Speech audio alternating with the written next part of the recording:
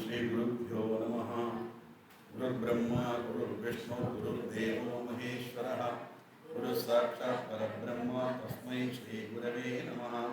गुरवे सर्वलोकानां विषये भवरोगिणां निधये सर्वविद्यानां दक्षिणामूर्तये नमः। श्री गुरुचरणारविन्दाभ्यां नमः। सिन्दूरारुणविग्रहां नयनां माणिक्यमौलिस्फुरते तारानायकशेखरां स्मितमुखीं आपीनवक्षोरुहां पाणिभ्यामणिपूर्णरत्नचषकं रक्तोत्पलं बिभ्रतीं सौम्यां रत्नकटस्थरक्तचरणां ध्यायेत् परामम्बिकाम्. ഇന്നലെ പറഞ്ഞതിലെ രമ്യായ നമഃ എന്നൊരു പദം വിട്ടുപോയി. അത്ര കണ്ട് ശ്രദ്ധിക്കുന്ന ആളുകളുണ്ട്. വളരെ സന്തോഷം എനിക്കതിൽ. രമണീയമായ മഹാസൗന്ദര്യത്തിന്റെ ഉറവിടം എന്നാണ് അർത്ഥമാക്കുന്നത്. കാരണം രാജ്ഞി നമഃ വേണ്ടി രാജീവലോചനായ നമഃ എന്നുള്ള പദമാണ് എടുത്തത്. രമ്യായ നമഃ. അതുപോലെ രാമായ നമഃ. രാമ എന്ന് പറഞ്ഞാൽ സ്ത്രീരൂപത്തിലുള്ള ദേവി. ബ്രഹ്മം സ്ത്രീരൂപം ധരിച്ചാൽ ദേവി, പുരുഷരൂപം ധരിച്ചാൽ ദേവൻ. നമ്മൾ പറഞ്ഞു നിർത്തിയത് താപത്രയാഗ്നി സംതപ്ത സമാഹ്ലാദന ചന്ദ്രികായ നമഃ. മനുഷ്യന്റെ ദുഃഖങ്ങളെ മൂന്നായിട്ടാണ് തരംതിരിച്ചിരിക്കുന്നത്.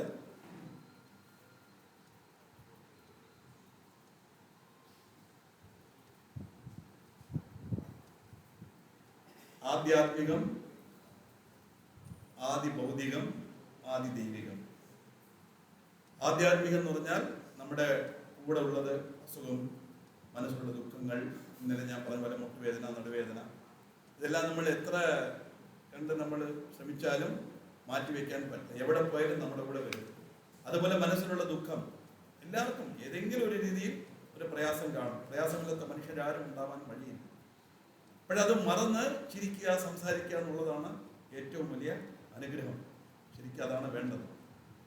എത്ര പാടുപെട്ടാലും അതിനെ മാറ്റി നിർത്താനോ മറക്കാനോ സാധിക്കില്ല. എവിടെ പോയാലും എപ്പോഴും നമ്മുടെ കൂടെ ഉണ്ടാകും. ആ ദുഃഖത്തിനെ ആധ്യാത്മികം എന്ന് പറയുന്നു. ആദിഭൗതികം എന്ന് പറയുന്നത് ഇഴജന്തുക്കൾ, ദുഷ്ടമൃഗങ്ങൾ, കള്ളന്മാർ, മറ്റുള്ള വസ്തുക്കൾ, അതായത് പുറമേ നിന്നും കിട്ടുന്ന ദുഃഖം. ഇത് രണ്ടും ഒരു പരിധി വരെ നമുക്ക് സഹിക്കാനും സാധിക്കും, തടുത്തു നിർത്താനും സാധിക്കും. മൂന്നാമതാണ് ആദിദൈവികം. ആദിദൈവികം എന്ന് കേട്ടാൽ ഉടനെ ദൈവകോപം എന്നൊരു വ്യാഖ്യാനം പറയും. അത് ശരിയല്ല. ഒരിക്കലും വിശ്വസിക്കരുത്. ഒരു ദൈവവും നമ്മോട് കോപിക്കില്ല. ദൈവം എന്ന് പറഞ്ഞാൽ സർവജ്ഞൻ, എല്ലാം അറിയുന്നതാണ്. അറിയാത്തത് ഉണ്ട്, എന്തെങ്കിലും ഉണ്ടെന്ന് പറയണമെങ്കിൽ പറയാം, ദേഷ്യപ്പെടാൻ അറിയില്ല. ഏതെങ്കിലും ഒരു ദൈവത്തിന്റെ പടമോ ദേവിയുടെ പടമോ ദേഷ്യപ്പെടുന്ന പോലെയോ അല്ലെങ്കിൽ തൊലച്ചുകളെ ഇതിങ്ങനെ കൈ കാണിക്കുന്ന രീതിയിലോ ഒരു പടമും ഇതുവരെ ഇറങ്ങിയിട്ടുമില്ല. ഒരു വിഗ്രഹവും ഇതുവരെ ഉണ്ടായിട്ടുമില്ല. ഉടൻ തോന്നും കയ്യിൽ ശൂലായുധം വെച്ചുകൊണ്ട്, ശൂലായുധം വെച്ച് മഹിഷാസുരനെ വധം ചെയ്യുന്നത് ആറ്റുകാൽ ക്ഷേത്രത്തിൽ പോയാൽ കാണാൻ അറിയാം. എവിടെയാണ് നമ്മുടെ എല്ലാം നോക്കുന്നത്? മഹിഷാസുരനെയാണ്. ആ നോട്ടം അപ്പോഴും നമ്മുടെ അടുത്ത്. അതാണ് പറഞ്ഞത്, അങ്കുശം മറ്റുള്ളവരോട് പ്രയോഗിച്ചോ, എന്നോടത്ത് പാശം മാത്രം പ്രയോഗിച്ചാൽ മതി എന്ന് സ്വന്തം രാജ്യങ്ങൾ പറയുന്നുണ്ട്. അപ്പൊ എന്താണ് ഈ ആദി ദൈവികം എന്ന് പറഞ്ഞു കഴിഞ്ഞാൽ നാച്ചുറൽ കലാമിറ്റി. കൊടുങ്കാറ്റ്, ഭൂകമ്പം, സൈക്ലോൺ, ഇതെല്ലാം പ്രകൃതിക്ഷോഭമാണ്. അതൊന്നും തടുത്തു നിർത്താൻ ആർക്കും സാധിക്കില്ല. അതുകൊണ്ട് അതിനെ ആദിദൈവികം എന്ന് പറയും. എന്നാലും ചില സമയത്ത് ഈ സുനാമി, ഞാൻ കന്യാകുമാരി പോയപ്പോൾ സുനാമി വന്ന് ഒരു കുറച്ചാൾ കഴിഞ്ഞിട്ട് ഞാൻ കന്യാകുമാരി പോയി. അപ്പോൾ അവിടെയുള്ള കടക്കാരോട് ചോദിച്ചു എന്താണെന്ന് ചോദിച്ചു. ഞങ്ങളുടെ കടയൊന്നും പറ്റിയില്ല സാർ. ഗാന്ധി മണ്ഡപം വരെ ആ റോഡിൽ നിന്ന് ഇറങ്ങി നിൽക്കുന്ന ഒരു സ്ത്രീയെ വെള്ളം അടിച്ചെടുത്തുകൊണ്ട് പോയി. ഗാന്ധി മണ്ഡപം എത്രത്തോളം അകത്ത് നിൽക്കുന്നു വയ്ക്കുന്നു. പക്ഷേ അതിൻ്റെ എത്രയോ ഉള്ളിലാണ് ക്ഷേത്രം ഇരിക്കുന്നത്. ക്ഷേത്രത്തിൻ്റെ മതിലിൽ ശകലം പോലും ഒരു തുള്ളി വെള്ളം പോലും വന്നില്ല. അത് ആളുകൾ കണ്ടതാണ്. ഇങ്ങനെ ഇരിക്കുന്ന ക്ഷേത്രം, ഇവിടെ വെള്ളമുണ്ട്, ഇവിടെ വെള്ളമുണ്ട്, ഇത്രയും ഭാഗത്ത് വെള്ളം വന്നിട്ടേ. എന്നാലും ആ അമ്പലത്തിൽ പോയി ആ ഒരു പ്രകൃതിക്ഷോഭം വിധി അനുസരിച്ച് എന്തൊക്കെ നടക്കും അതൊക്കെ നടക്കും. ഇതാണ് ആദിദൈവികം എന്ന് പറയുന്നത്.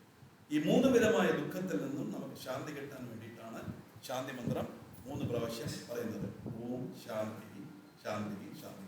ആധ്യാത്മികമായ ദുഃഖത്തിൽ നിന്നും ശാന്തി, ആദ്യ ഭൗതികമായ ദുഃഖത്തിൽ നിന്നും ശാന്തി, ആദ്യ ദൈവികമായ ദുഃഖത്തിൽ നിന്നും ശാന്തി. എല്ലാ ദുഃഖങ്ങളും ഈ മൂന്നിൽ അടങ്ങും, നാലാമതൊന്നില്ല എന്നർത്ഥം. ഇന്നലെ പറഞ്ഞ മാതിരി ശാന്തിമന്ത്രത്തെ ഉച്ചരിക്കുമ്പോൾ ശാന്തമായിട്ട് ഓം ശാന്തി ശാന്തി ശാന്തി, നല്ല ശാന്തമായിട്ട് തന്നെ ദിശാമല്ല ശാന്തിക്ക് ശാന്തി ശാന്തി. തരുണ്യേന മഹാ, നിത്യയൗവനയാണ് രൂപി. തരുണീമണി എന്ന് പറയില്ലേ, യൗവന രൂപം. ദേവി എന്നും യൗവന രൂപമാണ്. വാർദ്ധക്യം നേരത്തെ പറഞ്ഞ മാതിരി ആ ക്ഷയവൃത്തി വിനിർമുക്തായ മഹാ, ബാല്യം കൗമാരം യൗവനം വാർദ്ധക്യം ഒന്നും ഈശ്വരന് ഇല്ലാന്നർത്ഥം. തരുണ്യേന മഹാ. താപസാരാധ്യായ മഹാ, തപസ്വികളാൽ ആരാധിക്കപ്പെട്ടവൾ ദേവി. തപസ് എന്ന് പറഞ്ഞാൽ എന്താണ്? നിഷ്ഠയോടുകൂടി ചെയ്യുന്ന ഒരു കാര്യമാണ് തപസ് എന്നർത്ഥം. തനുമധ്യായ മഹാ, മെലിഞ്ഞ അരക്കട്ടുള്ള ദേവിക്ക് നമസ്കാരം. അത് രൂപവർണ്ണനയാണ്. ലക്ഷണശാസ്ത്രം എടുത്ത് തനുമധ്യ എന്നൊരു വാക്കുണ്ട്. ശരിക്കും പറഞ്ഞാൽ രണ്ട് കൈ കൊണ്ട് ഇങ്ങനെ പിടിച്ചാൽ അവിടെ ഒതുങ്ങിയിരിക്കണം, ഇതെന്നാണ് കാണുന്നത്. ആ രീതിയിലുള്ള ശരീരത്തോട് കൂടിയവൾ. അത് കന്യാകുമാരിയിൽ എപ്പോഴെങ്കിലും നിങ്ങൾ പോകാനിടയായാൽ പോകുന്നതിന് മുമ്പേ ആ വിവേകാനന്ദപുരം ടോൾ വന്നുവല്ലോ, അതിനകത്ത് രാമസദനം എന്നൊരു ബിൽഡിംഗ് ഉണ്ട്, അവിടെ പോകണം. രാമായണം മുഴുവൻ ചിത്രം കാണും. 3 ലാംഗ്വേജിൽ എഴുതി വെച്ചിട്ടുണ്ട്. അതിൻ്റെ മുകളിൽ ഭാഗവതത്തിൻ്റെ എല്ലാം. അതിലൊരു ഭാരത് മാതാവിടെ ഒരു ശില വെച്ചിട്ടുണ്ട്, കാണേണ്ട ഒന്നാണ്. നോക്കിയാൽ ഇത് മനസ്സിലാവും. വലിയ സൈസായിട്ടാണ് വെച്ചിരിക്കുന്നത്. ശരിക്കും ഒരു ദേവി പ്രത്യക്ഷപ്പെട്ട പോലെ ഇരിക്കും. ഭാരത് മാത എങ്ങനെ ഇരിക്കും, ആ സങ്കല്പം അതുപോലെ ഉണ്ട്. അവിടെ പോയാൽ അറിയാം. താപസാരാധ്യായ നമഃ, തനുമധ്യായ നമഃ എന്നുള്ള പദത്തിന്റെ അർത്ഥം നേരിട്ട് മനസ്സിലാക്കാം. തനുമധ്യായനം, മെലിഞ്ഞ അരക്കട്ടുള്ളവൾ. തമോപഹായ നമഃ, തമസ്സിനെ ഇല്ലാതാക്കണം. തമസ് എന്ന് പറഞ്ഞാൽ എന്താണ്? അജ്ഞാനം. അജ്ഞാനം എന്ന് പറഞ്ഞാൽ ഇരുട്ട്. അജ്ഞാനം എന്ന് പറഞ്ഞാൽ ജ്ഞാനമില്ലാത്ത അവസ്ഥ അജ്ഞാനം. ജ്ഞാനം എന്ന് പറഞ്ഞാൽ സത്യമായ വസ്തു എന്തെന്നുള്ള ജ്ഞാനം. എന്താണ് സത്യം? അത്രയോ. തമോഭായ നമഃ, ചിത്യേ നമഃ, ബോധസ്വരൂപിണിയാണ് ദേവിക്ക് നമസ്കാരം. അവിദ്യാസ്പർശമില്ലാത്തതാണ് ബോധസ്വരൂപം. അവിദ്യ എന്ന് പറഞ്ഞാൽ വിദ്യ അല്ലാത്തതെല്ലാം അവിദ്യ. വിദ്യ എന്ന് പറഞ്ഞാൽ സത്യമായ വസ്തു എന്തെന്നുള്ള ഉണർവ് വിദ്യ. സത്യമായ വസ്തു ബ്രഹ്മം. എവിടെ പോയാലും അതൊന്നേ ഉള്ളൂ, അതൊന്നേ ഉള്ളൂ സത്യം. അവിടെ തന്നെ ഒന്ന് നിൽക്കണം. അതാണ് കാര്യങ്ങൾ. അപ്പൊ ഈ ലോകം വിദ്യയാണ്, ബ്രഹ്മമാണ് സത്യം എന്നുള്ള ഉണർവാണ് വിദ്യ. അതല്ലാത്തതെല്ലാം അവിദ്യ. ആ അവിദ്യാസ്പർശം ഏക്കാത്തതാണ് ഈശ്വര സ്വരൂപം എന്ന് പറഞ്ഞാൽ സത്യമായ വസ്തു.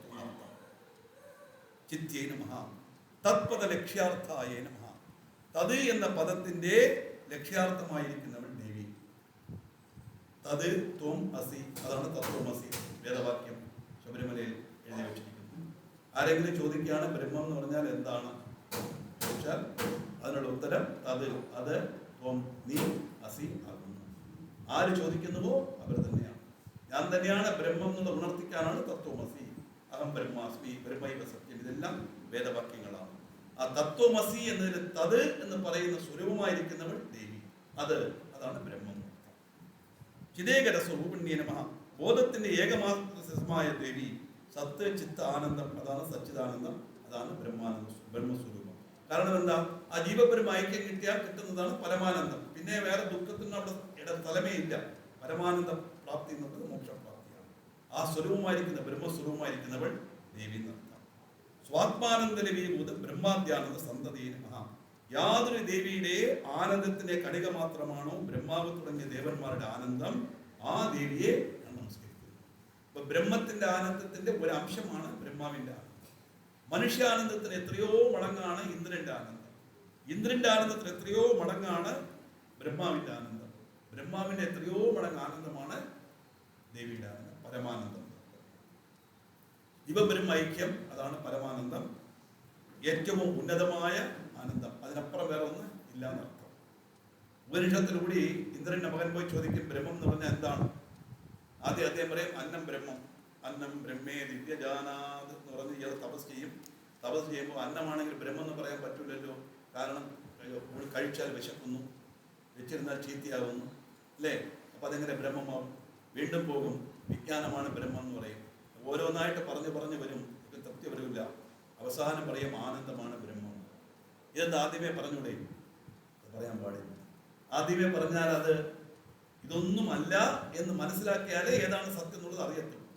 അവസാനം ആനന്ദം ബ്രഹ്മേ ദിവ്യജാന എന്ന് പറഞ്ഞാൽ പിന്നെ വരുണൻ തിരിച്ച് വന്നില്ല. വരുണന്റെ മകൻ വാരുണൻ വന്നില്ല എന്നാണ് തൈത്തിരീയോപനിഷത്ത് പറയുന്നത്. ആനന്ദമാണ് പരാനന്ദമാണ്. അതാണ് പരായി. സ്വാത്മാനന്ദരീഭൂത ബ്രഹ്മാദ്യാനന്ദ സന്തതി നമഃ. പരായൈ നമഃ. പരാ എന്ന ശബ്ദം, പര എന്ന് പറഞ്ഞാൽ ബ്രഹ്മം, ബ്രഹ്മസ്വരൂപി. പ്രത്യക്ഷിതി രൂപായൈ നമഃ. ആന്തരബോധ സ്വരൂപിണിയാണ് ദേവി. നമ്മുടെ അകത്ത് അനുഭവപ്പെടുന്ന ബോധം തന്നെയാണ് ദേവി. അതായത് അമ്മയെന്ന് വിളിക്കുന്നു. ഈ ശബ്ദം എവിടെ നിന്ന് വരുന്നു ചോദിച്ചാൽ ഋഗ്വേദത്തിലാണ് അതിന് പറഞ്ഞിരിക്കുന്നത്. പരിമിത പദാനി താനി വിദുർബ്രാഹ്മണായേ മനീഷിണ ത്രീണി പദാനി ദാനേ ഗയന്തി തുരീയം വാചാ മനുഷ്യാ വദന്തി. ഋഗ്വേദം. വേദം പഠിക്കാൻ എല്ലാവർക്കും സാധിക്കില്ല എന്നറിഞ്ഞ അഗസ്ത്യ മഹർഷി ഈ കാര്യം എല്ലാവരും അറിയണം. നമ്മുടെ ദിവസവും സംസാരിക്കുന്നു, അമ്മയെ വിളിക്കുന്നു. ഈ ശബ്ദം എവിടെ നിന്ന് വരുന്നു?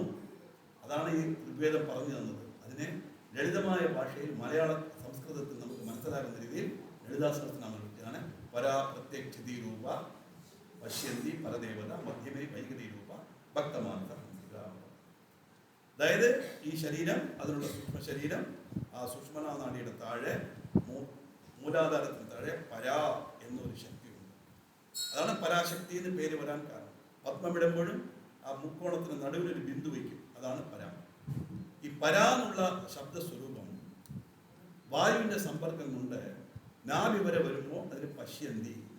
അതാ പര്യാ പ്രത്യക്ഷ രൂപ പശ്യന്തി പരദേവത. പണ്ട് കാലത്ത് പറയും അടിവയറ്റിൽ നിന്ന് വിളിക്കുന്നു നോക്കുന്നു. ശരിക്കും അങ്ങനെയാണ്, അടിവയറ്റിൽ നിന്ന് തന്നെയാണ് വിളിക്കുന്നത്.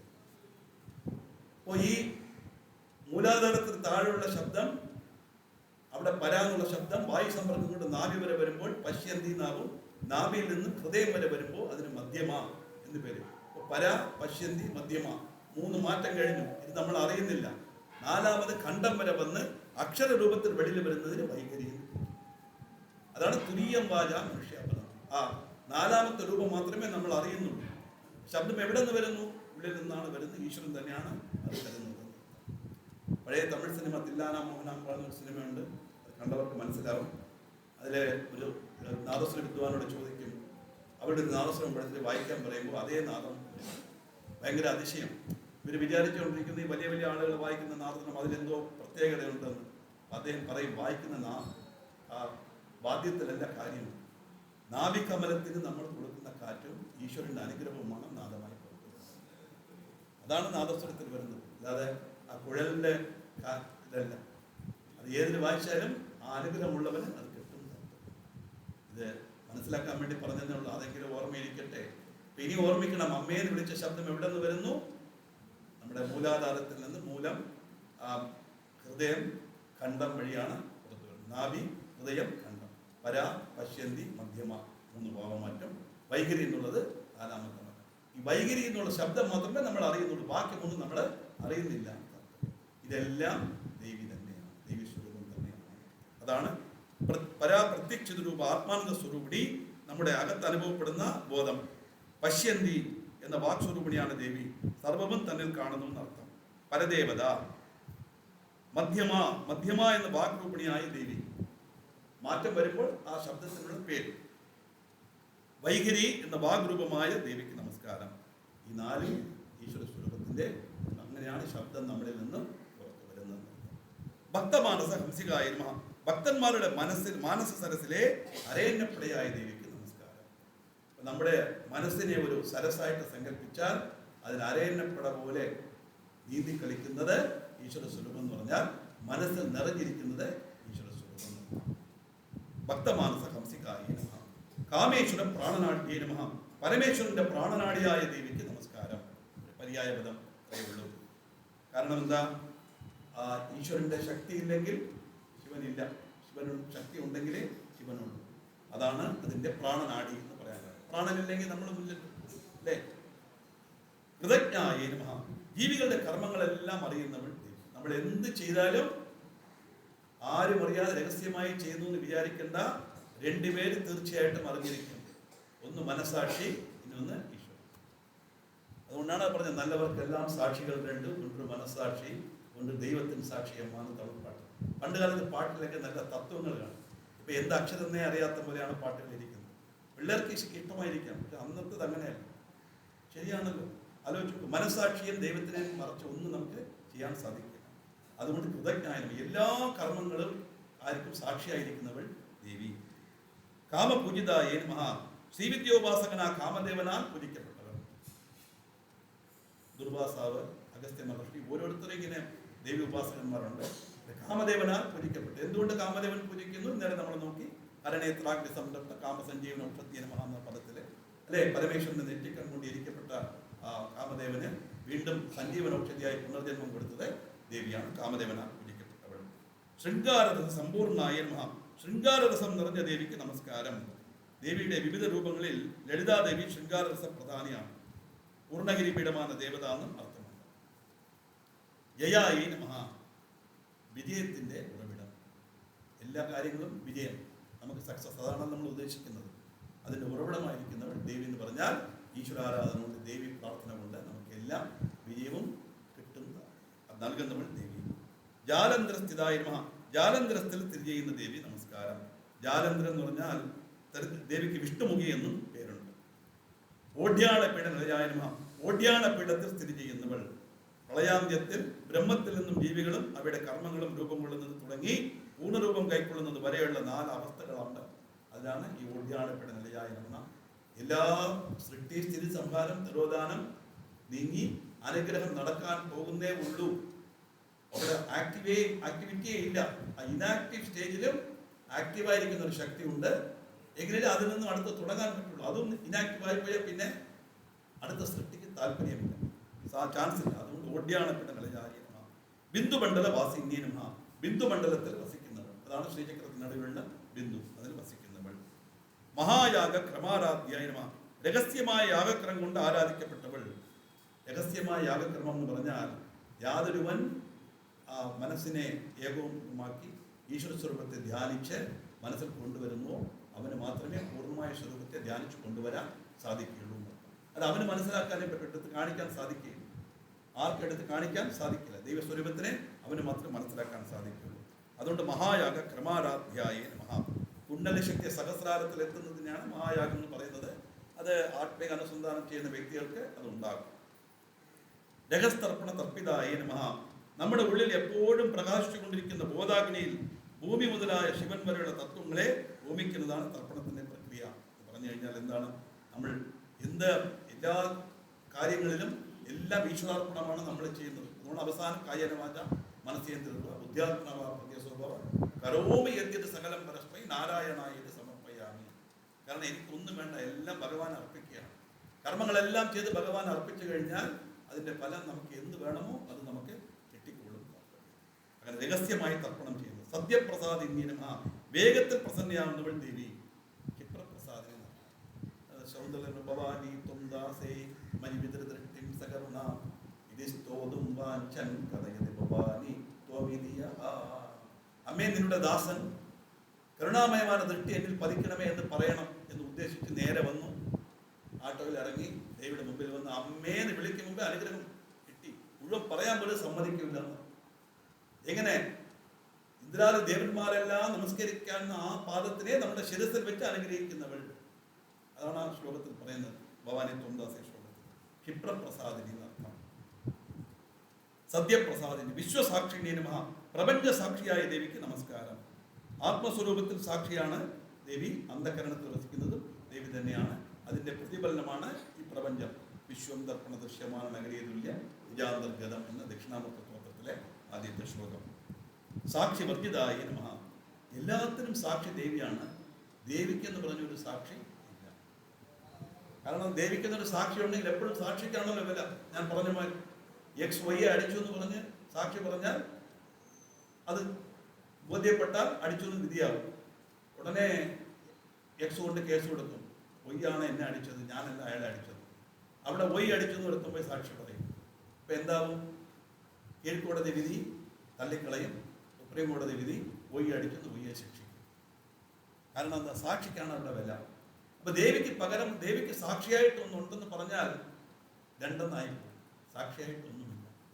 അതുകൊണ്ടാണ് പറയുന്നത്. ഉണ്ടോ, ഈശ്വരനുണ്ടോ എന്ന് ചോദിച്ചാൽ അത് ഉണ്ടെന്ന് വിശ്വസിച്ചാൽ ഉണ്ട്, ഇല്ലെങ്കിൽ ഇല്ല. അത് നമുക്ക് അനുഭവിക്കാനേ സാധിക്കും. നേരത്തെ പറഞ്ഞു മധുരത്തിന്റെ ടേസ്റ്റ് എങ്ങനെ ഇരിക്കും? യു ഹാവ് ടു ടേസ്റ്റ്, അത്രയേ ഉള്ളൂ. അതുപോലെ ഈശ്വരനുണ്ടോ? ഉണ്ടെങ്കിൽ ഉണ്ടോ എന്ന് വിചാരിച്ചാൽ ഉണ്ട്, ഇല്ലാത്തവനും ഇല്ല. പക്ഷെ ഇല്ലാന്ന് വിചാരിക്കുന്നവൻ ഒരു ദിവസം തീർച്ചയായിട്ടും ഉണ്ടെന്ന് വിചാരിക്കും. എത്രയോ നാസ്തികന്മാരുണ്ടായിരുന്നു. നമ്മുടെ കവിஞർ കണ്ണദാസൻ. അവസാനം അവരെല്ലാം ഈശ്വരഭക്തിയിലോട്ട് വന്ന ശേഷം അതുവരെ ചെയ്ത തെറ്റുകളെല്ലാം ഉൾക്കൊണ്ടാണ് അവർ പിന്നോട്ടുള്ള കാവ്യങ്ങളും കൃതികളൊക്കെ രചിച്ചത്.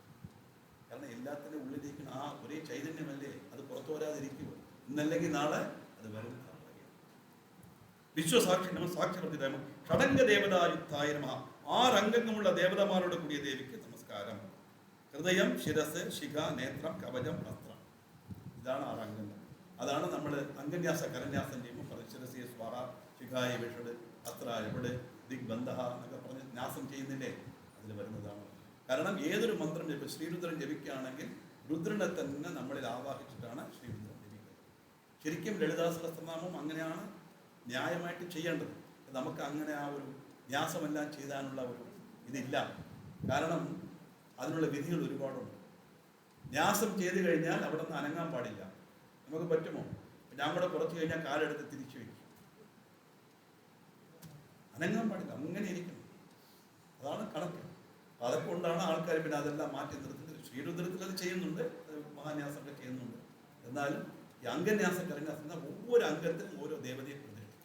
ദേവതയുടെ ഓരോ സ്വരൂപത്തിൽ ദേവത തന്നെ ദേവതയായിരുന്നു കൊണ്ട് ദേവതയെ ധ്യാന ധ്യാതൃ ധ്യേയരൂപായ നമ നമ്മളെ കണ്ടില്ലേ, അതാണ് ഷഡംഗ ദേവതായുക്തായ നമ. 6 അംഗങ്ങളോട് കൂടിയവൾ ദേവി.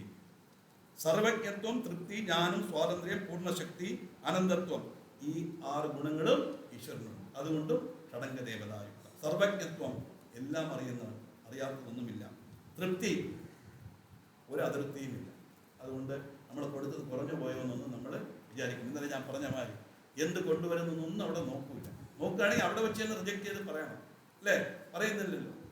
40 രൂപയുടെ പാവട കൊടുത്താലും ആ ശരി അതിൽ നിൽക്കും, 4000 രൂപയുടെ പാവട കൊടുത്താലും അവിടെ നിൽക്കും. അവിടെ ആ വ്യത്യാസമൊന്നുമില്ല എല്ലാത്തിനും. കാരണം എന്തെന്ന് വെച്ച് കഴിഞ്ഞാൽ മനുഷ്യന് ഏറ്റവും വേണ്ട ഒരു ഗുണം തൃപ്തി, സാറ്റിസ്ഫാക്ഷൻ. അതുണ്ടെങ്കിൽ ജീവിതം ധന്യമാണ്. അത്രയേ ഉള്ളൂ. അതൃപ്തി വരുമ്പോഴാണ് നമുക്ക് ആസക്തി വരുന്നത്. ആസക്തി വരുമ്പോഴാണ് അസൂയ വരുന്നത്. അസൂയ വരുമ്പോഴാണ് ദേഷ്യം വരുന്നത്. ദേഷ്യം വരുമ്പോഴാണ് സർവനാശം ഉണ്ടാകുന്നത്. തൃപ്തി, ഇന്നലെ പറഞ്ഞ പോലെ when we have not what we like, we must like what we have. നമ്മൾ വിചാരിച്ച് നമുക്ക് എന്തുണ്ടോ അത് വെച്ച് തൃപ്തിപ്പെടും. സാധാരണ ആർക്കും ഒരു കുറവുമില്ല, എല്ലാം തൃപ്തിയായിട്ട് തന്നെ ഉണ്ട്. ഈ സംതൃപ്തിയാണ് ഈശ്വരൻ. അത് ഈശ്വരന്റെ ഗുണം എന്ന് പറഞ്ഞാൽ ആ ഗുണം ഈശ്വരനെ ഭരിക്കുന്ന നമുക്കും ഉണ്ടാകണം. താല്പര്യം, തൃപ്തി, ജ്ഞാനം, സത്യമായ വസ്തു എന്ന് ഉണ്ടാവുക, സ്വാതന്ത്ര്യം, ഫ്രീഡം. എന്ത് വേണേ ദൈവത്തിനോട് പറയും. 4 വിധമായ മാർഗമുണ്ട്. പിതാമാർഗം, പുത്രമാർഗം, സഖാമാർഗം, ദാസമാർഗം. 4 രീതിയിൽ ഈശ്വരനെ നമുക്ക് ആരാധിക്കാം. പിതാമാർഗം എന്ന് പറഞ്ഞാൽ എന്താണ്? ഞാൻ അച്ഛൻ, അവൻ മകൻ. അച്ഛൻ മകനോട് ശാസിക്കുന്ന പോലെ ചെയ്യാം. പുത്രമാർഗം എന്ന് പറഞ്ഞാൽ ഞാൻ പുത്രൻ, അത് അച്ഛൻ, അച്ഛനോട് എങ്ങനെ ബഹുമാനമായിരിക്കും അതുപോലെ ചെയ്യാം.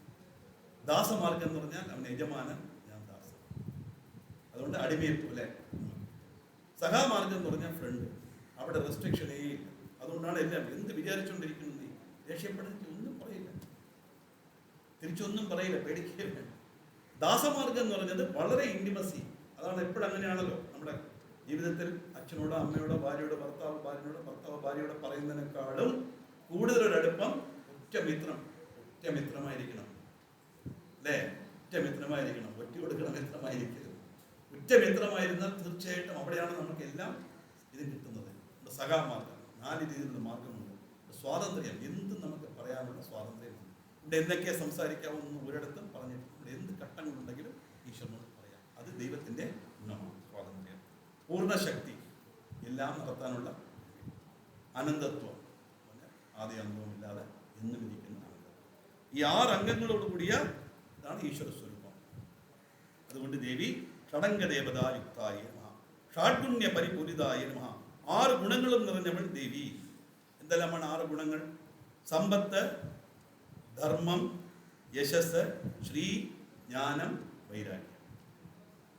ബാക്കിയെല്ലാം കുഴപ്പമില്ല. സമ്പത്ത് ശരി, സമ്പത്ത് എന്ന് പറഞ്ഞാൽ വിദ്യാസമ്പത്താണ് ശരിക്കുള്ള സമ്പത്ത്. ധർമ്മം, ഡ്യൂട്ടി. യശസ്, കീർത്തി. ശ്രീ, ഐശ്വര്യം. ജ്ഞാനം, സത്യമായ ഉണർവ്. വൈരാഗ്യം, അതെന്ത് വന്നു? അതെങ്ങനെ ഗതിയുടെ ഗുണമാകും എന്ന് പറഞ്ഞാൽ ജ്ഞാന വൈരാഗ്യം നടത്താം, അല്ലേ? വൈരാഗ്യം എന്ന് പറഞ്ഞാൽ അങ്ങനെയാണ്. സാധാരണ വൈരാഗ്യം അങ്ങനെയല്ലേ, എന്ത് വന്നാലും ശരി തൊലച്ചിട്ട് അടുത്ത ജോലി എന്ന് വിചാരിക്കുന്നില്ല, അത് വൈരാഗ്യമല്ലേ അത്. പക്ഷെ അങ്ങനെ ഒരാൾ ഉപദ്രവിച്ചേ തീരൂ എന്നുള്ള വൈരാഗ്യമാണ് ആ 14 ദുർഗുണങ്ങളിലുള്ള വൈരാഗ്യം. ഇത് ജ്ഞാന വൈരാഗ്യം. എന്താണ്? എങ്ങനെയും മോക്ഷം അടഞ്ഞേ തീരൂ, വിജയം വരെ സമരം ചെയ്യുമെന്ന് പറയില്ല. മോക്ഷം കിട്ടുന്നത് വരെ ഞാൻ പ്രാർത്ഥിക്കും, എത്ര പിറകെ എടുത്താലും ശരി. അതിലെ ശിവാനന്ദത്തിൽ പറഞ്ഞു, നരത്വം ദേവത്വം നഗവന മൃഗത്വം മശഗത പശുത്വം കീടത്വം തമതമൃഗത്വാദിജനനം. ഏത് ശരീരത്തിൽ വേണമെങ്കിൽ ജീവനെ വെച്ചോ, എനിക്ക് ഒരു പ്രശ്നവുമില്ല. ഒരു മനുഷ്യനായിട്ടോ മൃഗമായിട്ടോ പശുവായിട്ടോ കീടമായിട്ടോ എന്ത് വേണമെങ്കിലും ആയിക്കോട്ടെ. പക്ഷെ ഒരേ ഒരു കാര്യം മാത്രമേ എനിക്ക് അനുഗ്രഹം തരണം. എന്താണ്? ഏത് ശരീരത്തിൽ എന്നെ വെച്ചാലും നിന്റെ ആ പാദഭക്തി, പാദാബ്ജ സ്മരണം, അത് മാത്രം എനിക്കുണ്ടാകും. കാരണം എന്താ? ഈശ്വര ഭക്തിയോടെ ഇരിക്കുന്നത് ഏത് ജന്മമായാലും ആ ജന്മം നല്ലത്. മനുഷ്യജന്മം കിട്ടി ഈശ്വര ഭക്തി ഇല്ലെങ്കിൽ മൃഗത്തിനേക്കാളും മോശം. ഇത് ആദിശങ്കരന്റെ വാക്കാണ് ഞാൻ പറയുന്നത്, ശിവാനന്ദലഹരിയിലുള്ളതാണ്. കാരണം നമുക്കത് മാത്രമേ ഉള്ളൂ. അതല്ലേ ഈശ്വര ചിന്ത, ഇതൊന്നേ മനുഷ്യന് ശാശ്വതമേ ഉണ്ടെങ്കിൽ പറയാൻ കാര്യം. ശാശ്വതമായിട്ട് അതൊന്നേ ഉള്ളൂ. ഏത് ശരീരത്തിൽ വേണമെങ്കിലും എന്നെ വെച്ചോളൂ, പക്ഷേ നിന്റെ പാദസ്മരണ മാത്രം എനിക്ക് വേണം. ധർമ്മം, അർത്ഥം, യശസ്, ശ്രീ, ജ്ഞാനം, വൈരാഗ്യം. ആ വൈരാഗ്യം എന്ന് പറയുന്നത് ജ്ഞാന വൈരാഗ്യം എന്നർത്ഥം. നിത്യക്ലിന്നായ നമഃ. എപ്പോഴും കരുണാമയി ആയിരിക്കുന്നവൾ ദേവി. ഞാൻ തന്നെ പറഞ്ഞ മാതിരി അവർക്ക് ഒരു ഹാളിഡേ ഇല്ല അല്ലേ? എപ്പോൾ നോക്കിയാൽ എന്നും സദാസർവനാഴി നമ്മൾ അനുഗ്രഹിക്കാൻ തയ്യാറാക്കിയിരിക്കുന്നതാണ് ഈശ്വര സ്വരൂപം. നിരുപമായ നമഃ. തുല്യമായ ഒന്നില്ലാത്തവൾ ദേവി. തുല്യമായ ഒന്നില്ലാത്തവൾ ദേവി. കാരണം എന്താ തുല്യമായി ഇല്ലാത്തവൾ എന്ന് പറഞ്ഞാൽ? തുല്യമായിട്ടുണ്ടെങ്കിൽ ഇതിന് നികരുന്നൊന്നായി അല്ലേ? ഒരു കോമ്പറ്റീഷൻ വെച്ചു, ഒരേ ഒരാളെ അപേക്ഷിച്ചുള്ളൂ, എന്ത് ചെയ്യും? ഫസ്റ്റ് പ്രൈസ് കൊടുത്തേ പറ്റൂ. പിന്നെ അവിടെ പരീക്ഷയേ ഇല്ല അല്ലേ? കണ്ട് ഒരുപാട് സ്ഥലത്ത് ഇലക്ഷൻ ഡിക്ലെയർ ചെയ്ത് കഴിഞ്ഞു, റിസൾട്ട്, കാരണം അപ്പോസിഷൻ ഇല്ല എന്ന് പറഞ്ഞു.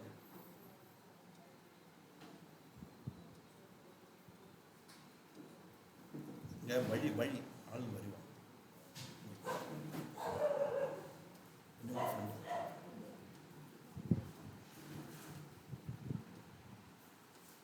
ഉപമിക്കാൻ നിരുപമായ ഉപമിക്കാൻ പറ്റും. തനിക്ക് നികരെന്ന് പറഞ്ഞാൽ ഒന്നില്ലാന്നർത്ഥം. ഒരു ശക്തിയേ ഉള്ളൂ.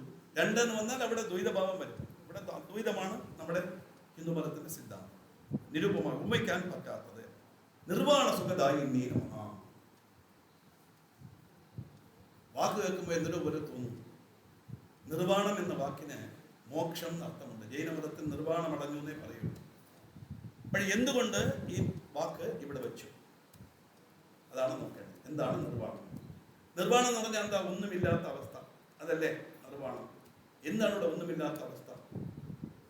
മൂലം, സ്വാധിഷ്ഠാനം, മണിപൂരകം, അനാഗതം, വിശുദ്ധി, ആജ്ഞ വരെയുള്ള ചക്രം കടന്നു കഴിഞ്ഞാൽ ആ ജീവന് എല്ലാ ആഗ്രഹങ്ങളും മാറി അവസാനം ഒന്ന് മാത്രമേ ബാക്കിയുള്ളൂ, ജീവബ്രഹ്മൈക്യം. അവിടെ ഒന്നുമില്ല, സർവത്ര ആഗ്രഹങ്ങളും തീർന്നാണ്. അതാണ് ഓരോ മധ്യ കാശി, വാരണാസി. അതാണ് കാശി പോയി എന്തെങ്കിലും വിടണം എന്ന് പറയുന്നത് അർത്ഥം അതാണ്. എല്ലാം തീർന്നു, സർവത്ര ആഗ്രഹങ്ങളും തീർന്നു ആ ജീവന്. അതാണ് മഹാഭാരത യുദ്ധം നടക്കുന്ന സ്ഥലം. മഹാഭാരത യുദ്ധം എന്നോ എവിടെയോ നടന്നതല്ല. നമ്മുടെ ഉള്ളിലുള്ള 5 ഗുണങ്ങൾക്കും എണ്ണിത്തിട്ടപ്പെടുത്താൻ പറ്റാത്ത ഒരുപാട് ചീത്ത ഗുണങ്ങൾക്കും തമ്മിലുള്ള പോരാട്ടം ആണ് മഹാഭാരത യുദ്ധം. അപ്പോൾ അവിടെ ആജ്ഞാചക്രം കഴിഞ്ഞാൽ അവിടെ രഹസ്യമായിട്ടിരിക്കുന്നതാണ് ജീവബ്രഹ്മ ഐക്യം മാത്രമേ ഉള്ളൂ. ഒന്നും അവിടെ ഇല്ല, ഒന്നുമില്ലാത്ത അവസ്ഥ. ആ അവസ്ഥയിൽ ആ ജീവനെ ബ്രഹ്മത്തോട് ചേർത്ത് മോക്ഷത്തെ കൊടുക്കുന്നവൾ ദേവി. ആ സുഖമാണ് നിർവാണ സുഖം. ആത്മീകമായ അർത്ഥമാണ് അതിനെടുക്കേണ്ടത്, അല്ല വാക്യാർത്ഥമായിട്ട് എടുക്കാൻ പാടില്ല. നിർവാണ സുഖദായിനി നമഃ എന്ന് പറഞ്ഞാൽ മോക്ഷപ്രാപ്തി നൽകുന്നവൾ. അപ്പൊ മോക്ഷദായിനി നമഃ എന്ന് പറഞ്ഞപ്പോൾ എന്തുകൊണ്ട് നിർവാണം എന്ന് വന്നു ചോദിച്ചാൽ, ഒന്ന് നിർവാണം എന്ന് വാക്കിന് മോക്ഷം അർത്ഥമുണ്ട്. രണ്ടാമത് ആജ്ഞാചക്രം കഴിഞ്ഞ് സഹസ്രാരത്തിൽ എത്തുമ്പോഴാണ് മോക്ഷം ലഭിക്കുന്നത്. നിർവാണ സുഖദായിനി നമഃ. നിത്യാഷോഡശികാരൂപായ നമഃ. 16 നിത്യാദേവതകളുടെ സ്വരൂപത്തിലുള്ളവൾ ദേവി. പ്രഥമ മുതൽ പൗർണമി വരെ ഓരോ തിഥികളുണ്ട്. ഓരോ തിഥിക്കും ഓരോ ദേവത ഉണ്ടെന്ന് താല്പര്യം. ശ്രീകണ്ഠാർത്ഥ ശരീരിണീ നമഃ. ശ്രീകണ്ഠേശ്വരന്റെ നടയിലാണ് ഇരിക്കുന്നത്. അതുകൊണ്ട് അതൊക്കെ എന്താണെന്ന് പറഞ്ഞേ പറ്റൂ, പറയാതിരിക്കാൻ സാധിക്കില്ല. ഈ അർദ്ധനാരീശ്വരർ എല്ലാവർക്കും അറിയാം. അല്ലേ? എങ്ങനെയാണ് ഈ അർദ്ധനാരീശ്വരൻ എന്ന കോൺസെപ്റ്റ് വന്നത്? നേരത്തെ നമ്മൾ പറഞ്ഞു വിഷ്ണുവിന്റെ സഹോദരി ആണെന്ന് നമ്മൾ പറഞ്ഞു.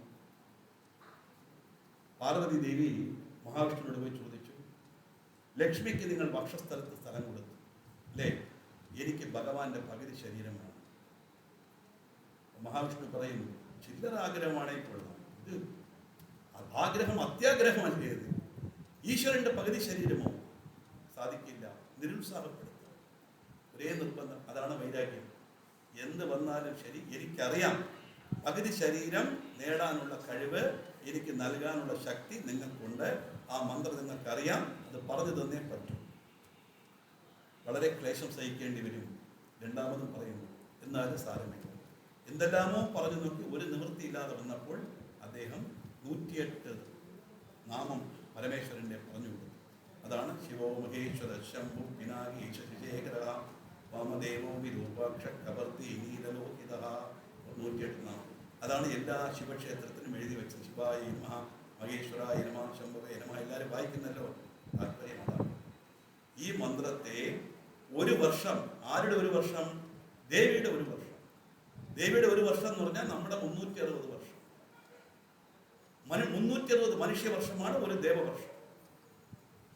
അങ്ങനെ 360 വർഷം ഒറ്റക്കാലിൽ നിന്നുകൊണ്ട് പാർവതി തപസ് ചെയ്തു. അവസാനം പരമേശ്വരൻ പ്രത്യക്ഷപ്പെട്ടു. എന്താണ് തപസ്സിന്റെ ഉദ്ദേശം മനസ്സിലാക്കി. അങ്ങനെ ഇടത് കൈ കൊണ്ട് ദേവിയെ ആലിംഗനം ചെയ്തു. അങ്ങനെയാണ് ഈ അർദ്ധനാരീശ്വരൻ എന്നുള്ളൊരു കോൺസെപ്റ്റ്. എന്തിനാണ് ഈ കഥ ഇവിടെ പറഞ്ഞതെന്ന് വെച്ചാൽ, ശ്രീകണ്ഠാർദ്ധ ശരീരണ്യേന മഹാ അർദ്ധനാരീശ്വരൻ.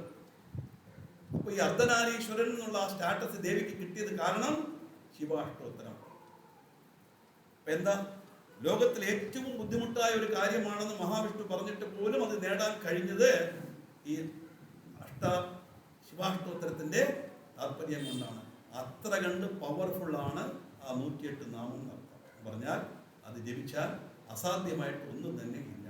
പരമേശ്വരന്റെ പകുതി ശരീരം പാർവതി കിട്ടിയത് ഈ അഷ്ടാക്ഷര മന്ത്ര ജപത്തിലാണെങ്കിൽ, അഷ്ടോത്തര മന്ത്രത്തിലാണെങ്കിൽ പിന്നെ അതെന്താ പ്രയാസം?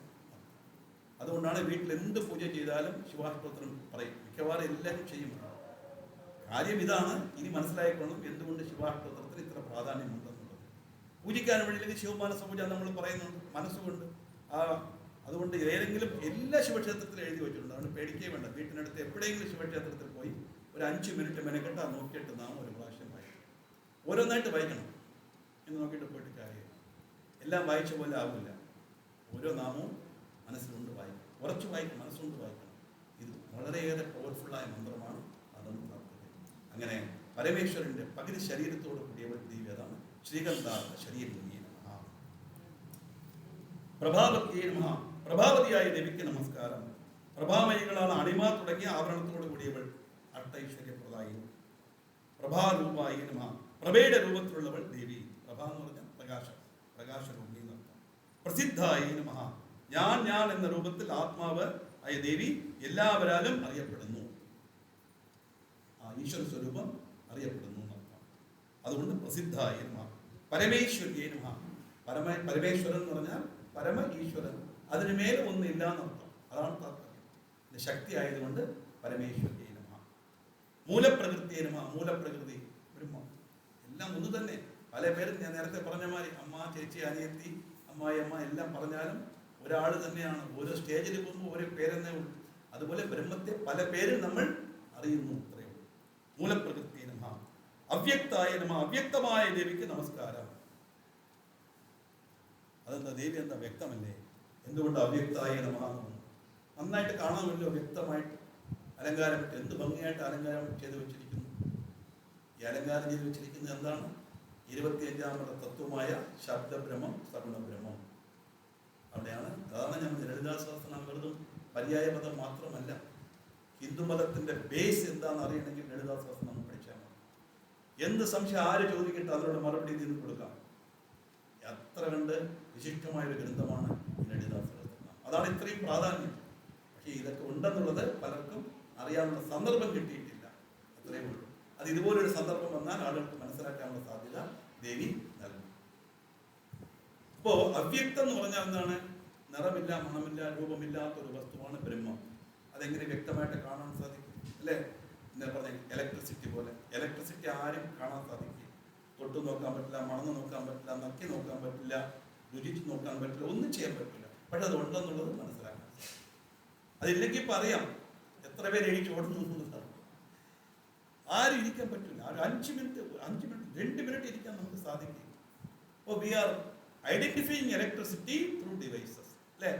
ഓരോ യന്ത്രങ്ങൾ കൊണ്ട്, ഓരോ ഉപകരണങ്ങൾ കൊണ്ടുമാണ് ഇലക്ട്രിസിറ്റിയെ മനസ്സിലാക്കുന്നത്. നേരിട്ട് കാണാൻ സാധിക്കില്ല. അപ്പോൾ ഇലക്ട്രിസിറ്റി അവ്യക്തമാണ് നമുക്ക് ശരിക്കും. ഈ ഉപാധികളിൽ, ഈ ഉപകരണങ്ങളിലൂടെ നമ്മൾ അതേപോലെ ദേവതാ സ്വരൂപത്തോടെയാണ് ബ്രഹ്മത്തെ മനസ്സിലാക്കുന്നത്. ആ മൂലപ്രകൃതിയായ ബ്രഹ്മമാണ് അവ്യക്തം. അതാണ് ആ വാക്യം, അവ്യക്തായ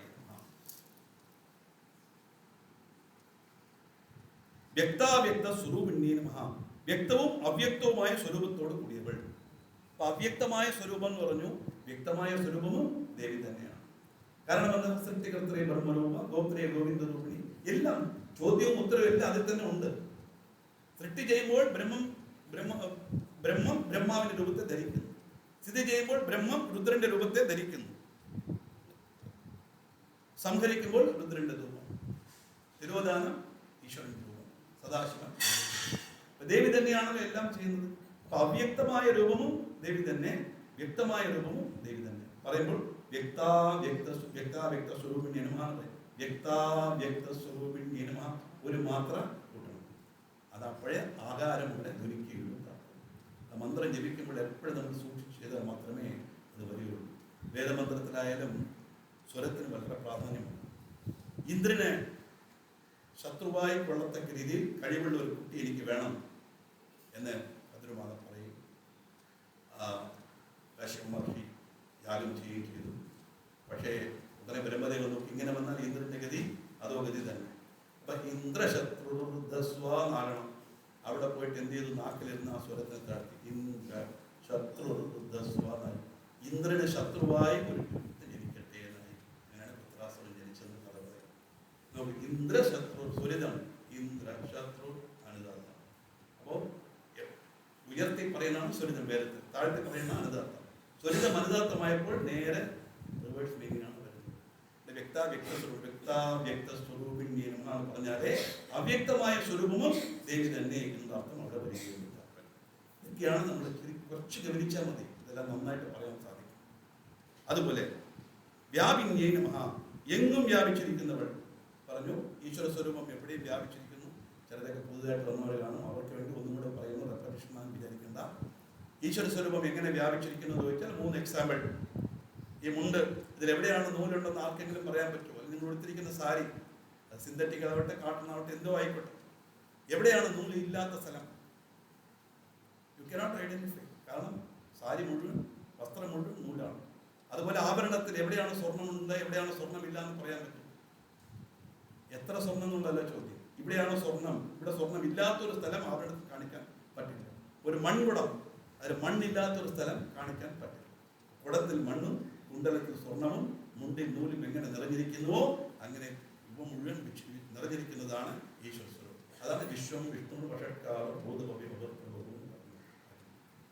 വിഷ്ണു എന്ന് പറഞ്ഞാൽ വ്യാപനാശീലം, എങ്ങും വ്യാപിച്ചിരിക്കുന്നത്. ഇവിടെ അതിന് വ്യാപിന്യേ നമഃ. വിഷ്ണു വരെ ദേവി വരെ ഇല്ലല്ലോ. ബ്രഹ്മം എന്നുള്ള അർത്ഥത്തിലാണ്. അത് വിഷ്ണു സഹസ്രനാമം എടുത്താൽ വിഷ്ണു ബ്രഹ്മം, ലളിതാ സഹസ്രനാമം എടുത്താൽ ദേവി ബ്രഹ്മം, വിനായക സഹസ്രനാമാണെങ്കിൽ ഗണപതി ബ്രഹ്മം, സുബ്രഹ്മണ്യ സഹസ്രനാമാണെങ്കിൽ മുരുകനാണ് ബ്രഹ്മം. അത്രയേ ഉള്ളൂ വ്യത്യാസം, അല്ലേ? ഇഡലി, ദോശ, കുഴക്കട്ട, സേവ, ഇടിയാപ്പം എല്ലാം ഉണ്ട്. പക്ഷെ എന്താണ് സാധനം അതിലിരിക്കുന്നത്? മൂലപ്പൊരുൾ. ആ മൂലപ്പൊരുളാണ് ബ്രഹ്മം. അത്രയേ ഉള്ളൂ. രൂപത്തിലും ഭാവത്തിലും പേരിലും രുചിയിലും വേണമെങ്കിൽ വ്യത്യാസം തോന്നാം, പക്ഷേ എല്ലാം ഒന്ന് തന്നെയാണ്. അതുകൊണ്ട് വ്യാപിന്യേ നമഃ, എങ്ങും വ്യാപിച്ചിരിക്കുന്നത് ഈശ്വര സ്വരൂപം.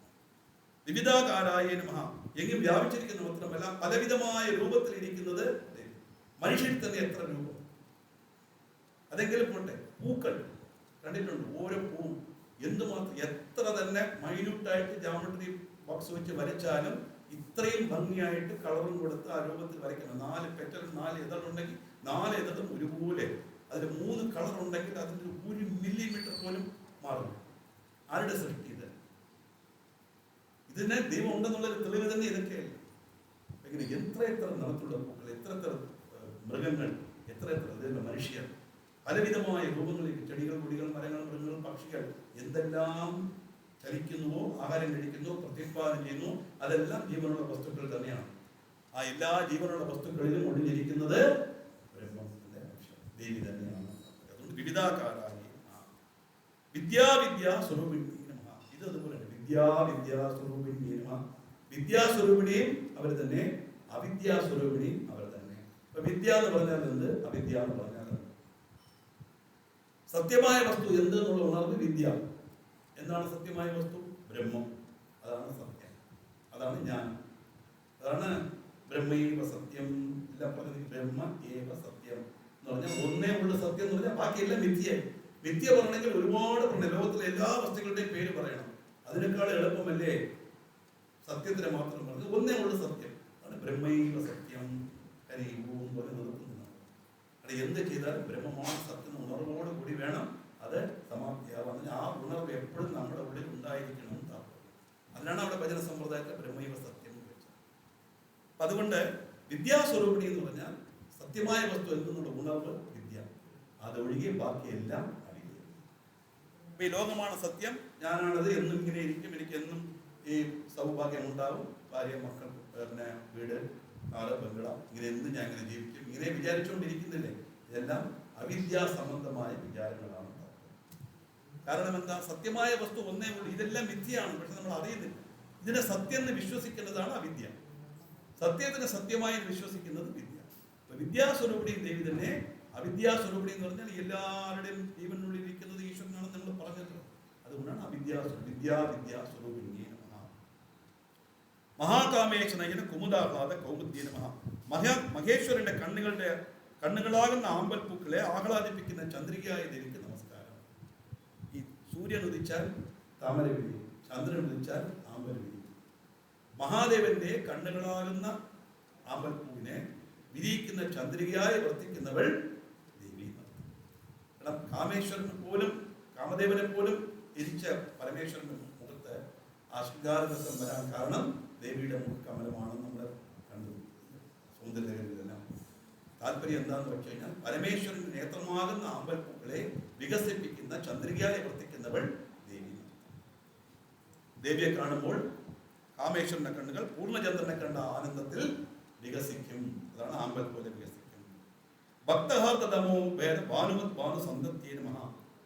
ഭക്തന്മാരുടെ ഹൃദയങ്ങളിലെ ഇരുട്ടകറ്റുന്ന സൂര്യകിരണങ്ങളായ ദേവിക്ക് നമസ്കാരം. ഇരുട്ട് എന്ന് പറഞ്ഞാൽ അജ്ഞാനം. ശരിക്കും ഇരുട്ട് എന്നൊന്നും ഇല്ല. വെളിച്ചമില്ലാത്ത അവസ്ഥയ്ക്കാണ് ഇരുട്ടെന്ന് പേര്, അല്ലെ? ഇപ്പൊ വെളിച്ചം വരണമെങ്കിൽ എന്തുമാത്രം പാടുപെടണം. പോസ്റ്റിന് കണക്ഷൻ എടുക്കണം, ബൾബ് കൂട്ടണം, സ്വിച്ച് എടുക്കണം, അതിനെല്ലാം കറണ്ട് പൈസ അടയ്ക്കണം, എല്ലാം ചെയ്യണം. ഒരു മുറിയെ എയർ ടൈറ്റ് ആയിട്ട് അടച്ചിട്ട് അതിൻ്റെ ഉള്ളിൽ ലൈറ്റ് എല്ലാം വിട്ട് നമ്മൾ ഇരുന്നിട്ട് സ്വിച്ച് അടച്ചാൽ ഇരുട്ട് വരും. എങ്ങനെ വന്നു? കാറ്റ് പോലും കിടക്കില്ല. വീണ്ടും സ്വിച്ച് ഇട്ടാലോ ഇരുട്ട് പോകും. എങ്ങനെ പോയി പറഞ്ഞാൽ വന്നാലല്ലേ പോവാൻ, ഉണ്ടെങ്കിലല്ലേ വരാൻ. അപ്പൊ വെളിച്ചമില്ലാത്ത അവസ്ഥയ്ക്കാണ് ഇരുട്ടെന്ന് പേര്. അതുപോലെ ജ്ഞാനമില്ലാത്ത അവസ്ഥയ്ക്കാണ് അജ്ഞാനം എന്ന് പേര്. അജ്ഞാനം ഒന്നും ഇല്ല, ജ്ഞാനമില്ലാത്ത അവസ്ഥയ്ക്കാണ് അജ്ഞാനം. അപ്പോൾ നമ്മുടെ ഉള്ളിലുള്ള അജ്ഞാനമാകുന്ന ഇരുട്ടിനെ നീക്കുന്ന സൂര്യകിരണമായി വർത്തിക്കുന്നവൾ ദേവി. ഭക്തഹാർത്ത തമോവേദ ഭാനുമത്മാണ് സന്ദത്യമാണ്. ആ ബ്രഹ്മമാണ് സത്യം എന്നുള്ള ഉണർവില്ലാതെ ഈ ലോകം മിഥ്യയായ ലോകമാണ് സത്യം എന്ന് വിചാരിച്ചുകൊണ്ടിരിക്കുന്നതാണ് അജ്ഞാനം. ആ അജ്ഞാനത്തെ നീക്കി നമുക്ക് ജ്ഞാനത്തെ കൊടുത്ത് അനുഗ്രഹം കഴിക്കുന്നവൾ ദേവി ആയതുകൊണ്ട് ആ തമസാകുന്ന അജ്ഞാനമാകുന്ന ഇരുട്ടിനെ നീക്കുന്ന സൂര്യകിരണം. സൂര്യൻ ഉദിച്ചാലല്ലേ ഇരുട്ട് പോകുന്നു.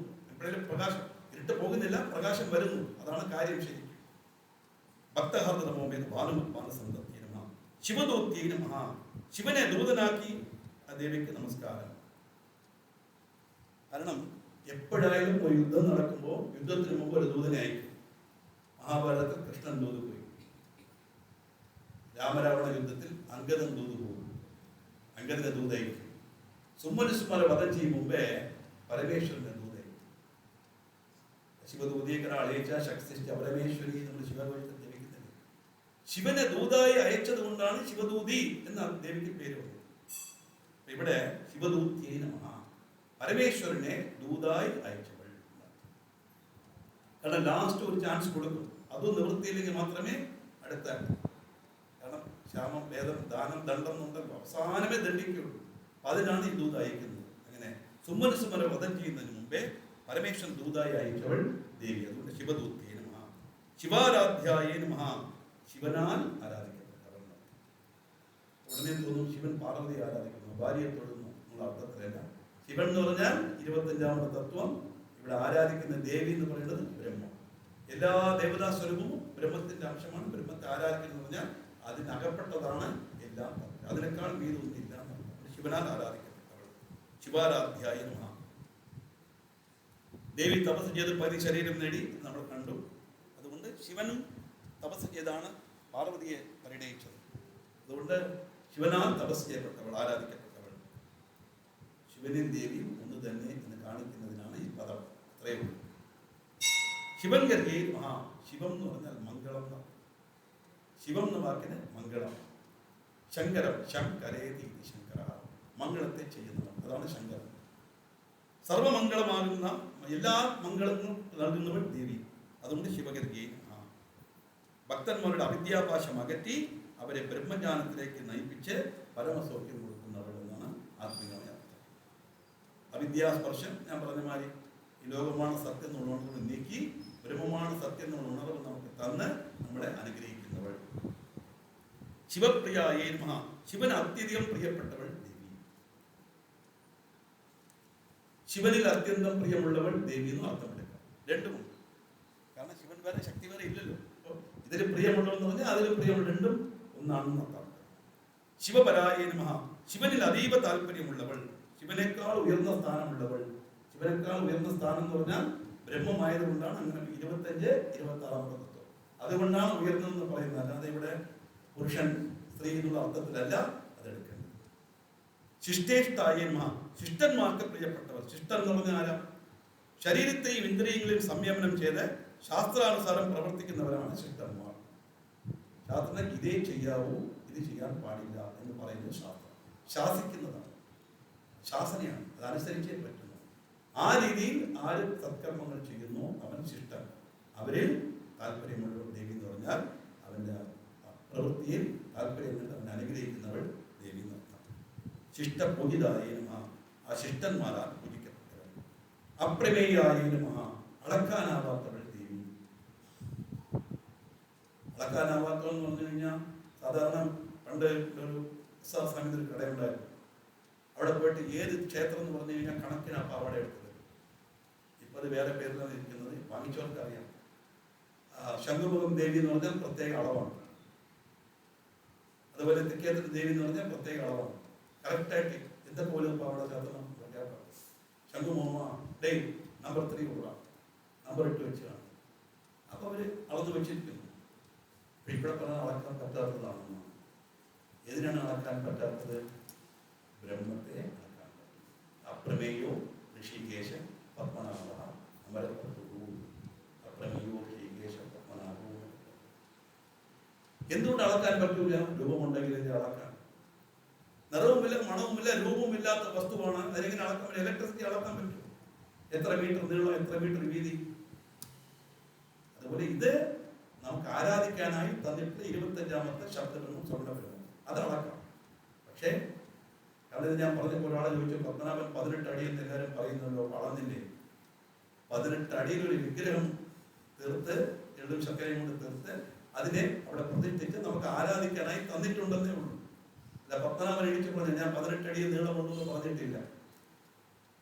അതുകൊണ്ട് 18 അടി അളന്നത് നമ്മൾ സങ്കല്പിച്ച് ഉണ്ടാക്കിയതാണ്. അതും 25ാമത്തെ തത്വമായ ശബ്ദബ്രഹ്മം ശബ്ദബ്രഹ്മം തന്നെയാണ്. മനുഷ്യരൂപ തത്വം രജസ്തമസ് 3 ഗുണങ്ങൾ നമ്മുടെ മനുഷ്യരൂപത്തിലിരിക്കുന്നത് എല്ലാം 25ാമത്തെ തത്വം തന്നെയാണ്. ഉടനെ സംശയം ചോദിക്കാം, ശിവലിംഗം ഏതിൽ കൊള്ളും? നിറമില്ല, മണമില്ല, രൂപമില്ല, ബ്രഹ്മം. നിറം, മണം, രൂപമെല്ലാം ഉള്ളത് 25ാമത്തെ തത്വമായ ശബ്ദബ്രഹ്മം സവർണബ്രഹ്മം. അപ്പൊ ഈ ശിവലിംഗവും ഇതൊരു ആര്യ സെൻട്രൽ സ്കൂളിൽ ഒരു ഡിബേറ്റ് നടന്നപ്പോൾ 3 റിലീജിയൻസിലെ കുട്ടികളുണ്ടായിരുന്നു.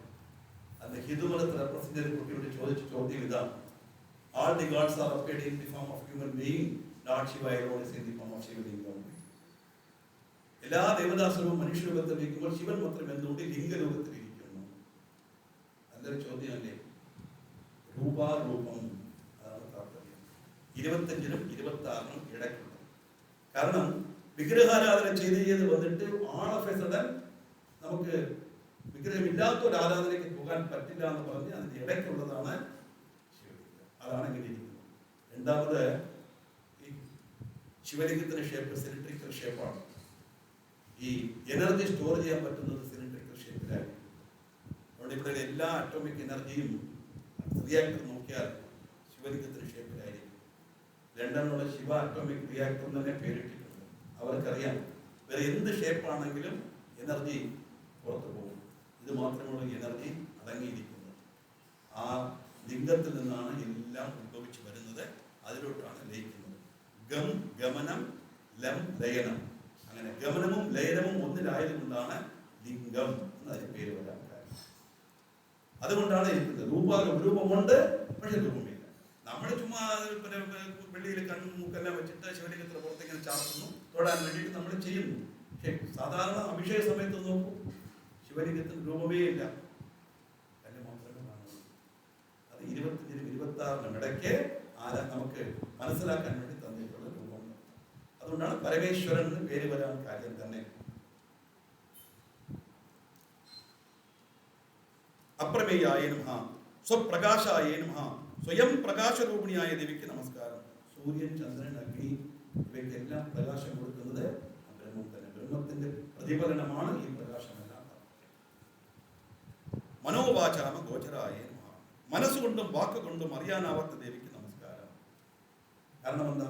മനസ്സുകൊണ്ടും വാക്കുകൊണ്ടും അറിയാൻ പറ്റിയാൽ നമ്മുടെ പരിധിക്കുള്ളിൽ അത് ഒതുങ്ങും. അപ്പൊ എങ്ങനെ നമുക്കത് പറയാൻ പറ്റും? നമ്മൾ ആരാധിക്കാനായി ഒരു വിഗ്രഹ രൂപത്തിൽ ഉണ്ട്, വിഗ്രഹത്തെ പ്രതീക്ഷിച്ച് അത് ആരാധിച്ചുകൊണ്ടിരിക്കുന്നു, അത്രയേ ഉള്ളൂ. അല്ല, അതിന്റെ പ്രഭാവത്തെ നമുക്ക് വർണ്ണിച്ചു തീർക്കാൻ സാധിക്കില്ല.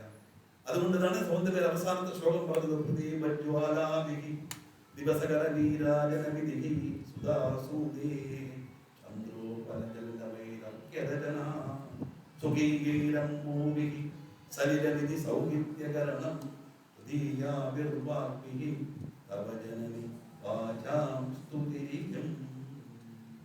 ഇത്ര ഭംഗിയായിട്ടുണ്ട്. 99 ശ്ലോകം രചിച്ചിട്ട് പറയുന്നു, ദേവി നിന്നെ ഞാൻ സ്ത്രീ സ്തുതിച്ചല്ലോ, അത് എങ്ങനെ ഇരിക്കുന്ന അറിയാമോ? സൂര്യന് നേരെ കരദീപം കൊളുത്തി കാണിച്ച പോലെ. സൂര്യപ്രകാശത്തിന് മുമ്പിൽ സൂര്യന് നേരെ ടാർച്ചടിക്കുക എന്ന് പറയില്ലേ, എങ്ങനെ ഇരിക്കുന്നു അതുപോലെ. ചന്ദ്രന്റെ നിലാവെടുത്ത് നിനക്ക് ഞാൻ അർഘ്യം ചെയ്താൽ, ഞാൻ അർഘ്യം ചെയ്തെന്ന് പറഞ്ഞാൽ എങ്ങനെ ഇരിക്കും അതുപോലെ. അതുപോലെ സൂര്യകിരണം കൊണ്ട് ആവിയായി ജലം മുകളിലോട്ട് പോയി മഴയായി ഭൂമിയിൽ പതിക്കുമ്പോൾ അത് ഞാൻ ചെയ്യുന്ന തർപ്പണമാണെന്ന് പറഞ്ഞാൽ എങ്ങനെ ഇരിക്കുമോ അതുപോലെ ഇരിക്കുന്നു. നീ അനുഗ്രഹിച്ചെത്തുന്ന വാക്കാൽ നിന്നെ സ്തുതിച്ച് നിനക്ക് തന്നെ സമർപ്പിക്കുന്നു. കാരണം എന്താണ്? അതിന്റെ അതീതം മനസ്സിനും വാക്കുകളും ഒതുങ്ങുന്നതല്ല. എന്നാലും ദേവീമഹാത്മ്യത്തിന് സ്തുതിയും അത് തന്നെ വരുന്നുണ്ട്. എങ്ങനെ സ്തുതിക്കാൻ സാധിക്കും? 1000 നമ്മൾ അനന്തനെ കൊണ്ട് സ്തുതിക്കാൻ പറ്റുമോ? ഷൺമുഖനെ കൊണ്ട്, 4 മുഖനെ ബ്രഹ്മവനെ കൊണ്ട് സ്തുതിക്കാൻ പറ്റുമോ? ഞാൻ സ്തുതിക്കാൻ പറ്റുമോ എന്ന് ചോദിക്കുന്നത് തന്നെ ഒരു സ്തുതിയാണ്. കാരണം എന്താ? ആ പ്രഭാവത്തെ വർണ്ണിക്കാൻ സാധിക്കില്ല. മനസ്സിനും വാക്കിനും അതീതമാണ് ഈശ്വര സ്വരൂപം. മനോവാചാം ഗോചരായ നമഃ, ചിച്ഛക്തിയെ നമഃ, ബോധസ്വരൂപമായി എല്ലാത്തിനും വിളങ്ങുന്നവൾ ദേവി. ജഡത്തെ സജീവമാക്കുന്നത് അജീവ സ്വരൂപമാണ്. അജീവൻ ഇരിക്കുന്നത് അതാണ് സത്ത്. ആ സത്ത് പോയാൽ ചത്തുപോയി എന്ന് പറയും. സത്ത് പോയി എന്നാണ് ശരിക്കും. അത് പറഞ്ഞ് ചത്തുപോയി എന്നായി. ശരിക്കും അതല്ലേ? ആ ശ്വാസം ഇരിക്കുന്ന പോലെ എല്ലാം ചോദിക്കും, വലിയച്ഛൻ എങ്ങനെയുണ്ട്, വലിയമ്മ എങ്ങനെയുണ്ട്, എല്ലാം ചോദിക്കും. സത്ത് പോയാലോ ഒരേ പേര്. തമിഴ് പേരിനെ നീക്കി പിണമെന്ന് പേരിട്ട് എല്ലാവർക്കും common name, caste, creed, age, sex, religion. എത്ര വലിയ ആളായി ഇരിക്കുമ്പോൾ ബ്രഹ്മശ്രീ, മഹാരാജ, രാജശ്രീ ഒക്കെ പറയും. പോയി കഴിഞ്ഞാൽ ഒരേ പേര് ബോഡിയൊക്കെ കൊണ്ടുവരുന്നു. കാരണം എന്താ? ശവം ഒന്നുമില്ല, ശിവം പോയി, ശവം മാത്രമേ ഉള്ളൂ. സത്ത് എല്ലാത്തിലും ഇരിക്കുന്ന അതാണ്. തമിഴിൽ പറഞ്ഞത് മുഴുവൻ പറയാം. പേരിനെ നീക്കി പിടവെന്ന് പേരിട്ട് ഊരെറിയ ഓങ്ങി അഴുതിട്ട് ചുരുളയാൻ കാടിൽ കൊണ്ടുപോയി ചുട്ടിട്ട് നീരിൽ മുഴുകി ഇത്രയേ ഉള്ളൂ ജീവിതം എന്നാണ് പറയുന്നത്. ആദ്യമൊക്കെ കുറച്ച് നാളൊക്കെ കരയും, പിന്നെ അവസാനം കുറച്ചു നേരം വെച്ചുകൊണ്ടിരിക്കും. എല്ലാവരും നിർബന്ധിച്ച് ചുടുകാട്ടിൽ കൊണ്ട് കത്തിച്ച് കളയും. അന്ന് ഏതെങ്കിലും അടുക്കളത്തിലോ ആറ്റിലോ കുളിക്കും. അതോടുകൂടി മറക്കണം, അല്ലെങ്കിൽ പിന്നെ ജീവിതം ഇല്ല എന്നർത്ഥം. ഇത്രയേ ഉള്ളൂ എന്നാണ് അത് കാണിക്കുന്നത്. എന്തിനാ പറഞ്ഞതെന്ന് വെച്ചാൽ എത്ര വലിയവനാണെന്ന് അഹങ്കരിച്ചാലും ഒരു ദിവസം ഒരേ പേരിൽ പോകും. ഇത്രയേ ഉള്ളൂ ജീവിതം ആണ് കാണിക്കുന്നത്. കാരണം എന്താ? ആ സത്ത് പോയത് കൊണ്ടാണ് വന്നത്. ചിച്ഛക്തിയെ നമഃ, ചേതനാരൂപായ നമഃ, ചൈതന്യരൂപിണിയായ ദേവിക്ക് നമസ്കാരം. നേരത്തെ പറഞ്ഞത് ജഡശക്തിയെ നമഃ, ജഡവസ്തുക്കൾക്ക് ശക്തിയായ. ആ ശക്തി ഉണ്ടെങ്കിൽ അത് ജീവനുള്ള വസ്തു, അല്ലെങ്കിൽ ജഡം. ചിത്തൊഴികെ ബാക്കിയുള്ളതെല്ലാം ജഡമാണ്. ജഡാത്മികായ നമഃ, ജഡപ്രപഞ്ചത്തിന്റെ രൂപത്തിലുള്ളവൾ ദേവി.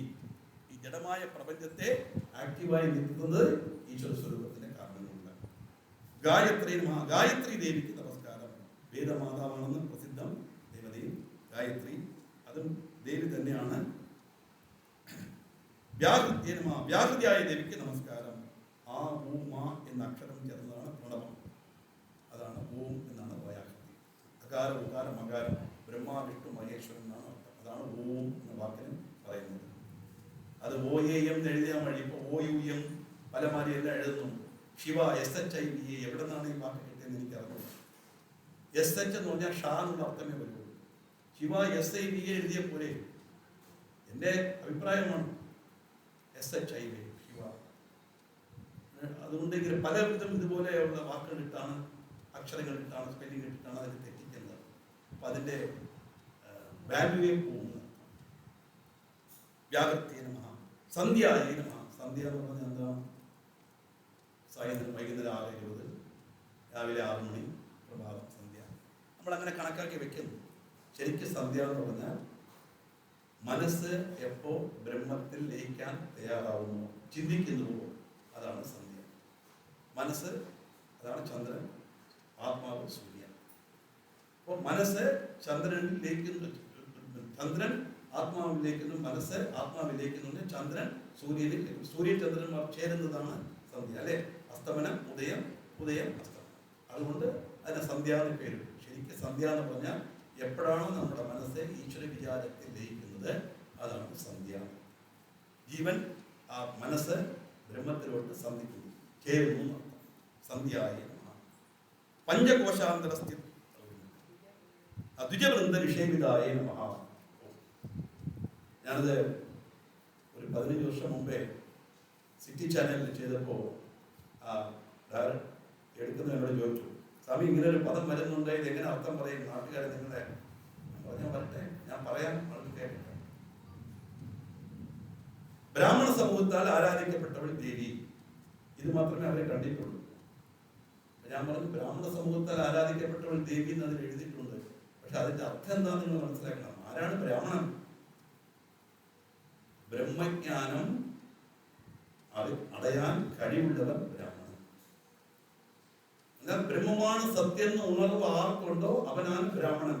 ആത്മീയത്തിൽ, ലൗകികത്തിൽ ജാതി അനുസരിച്ച് അതല്ല ഇവിടെ ഉദ്ദേശിക്കുന്നത്. ഒരു ജാതിയല്ല ഉദ്ദേശിക്കുന്നത്.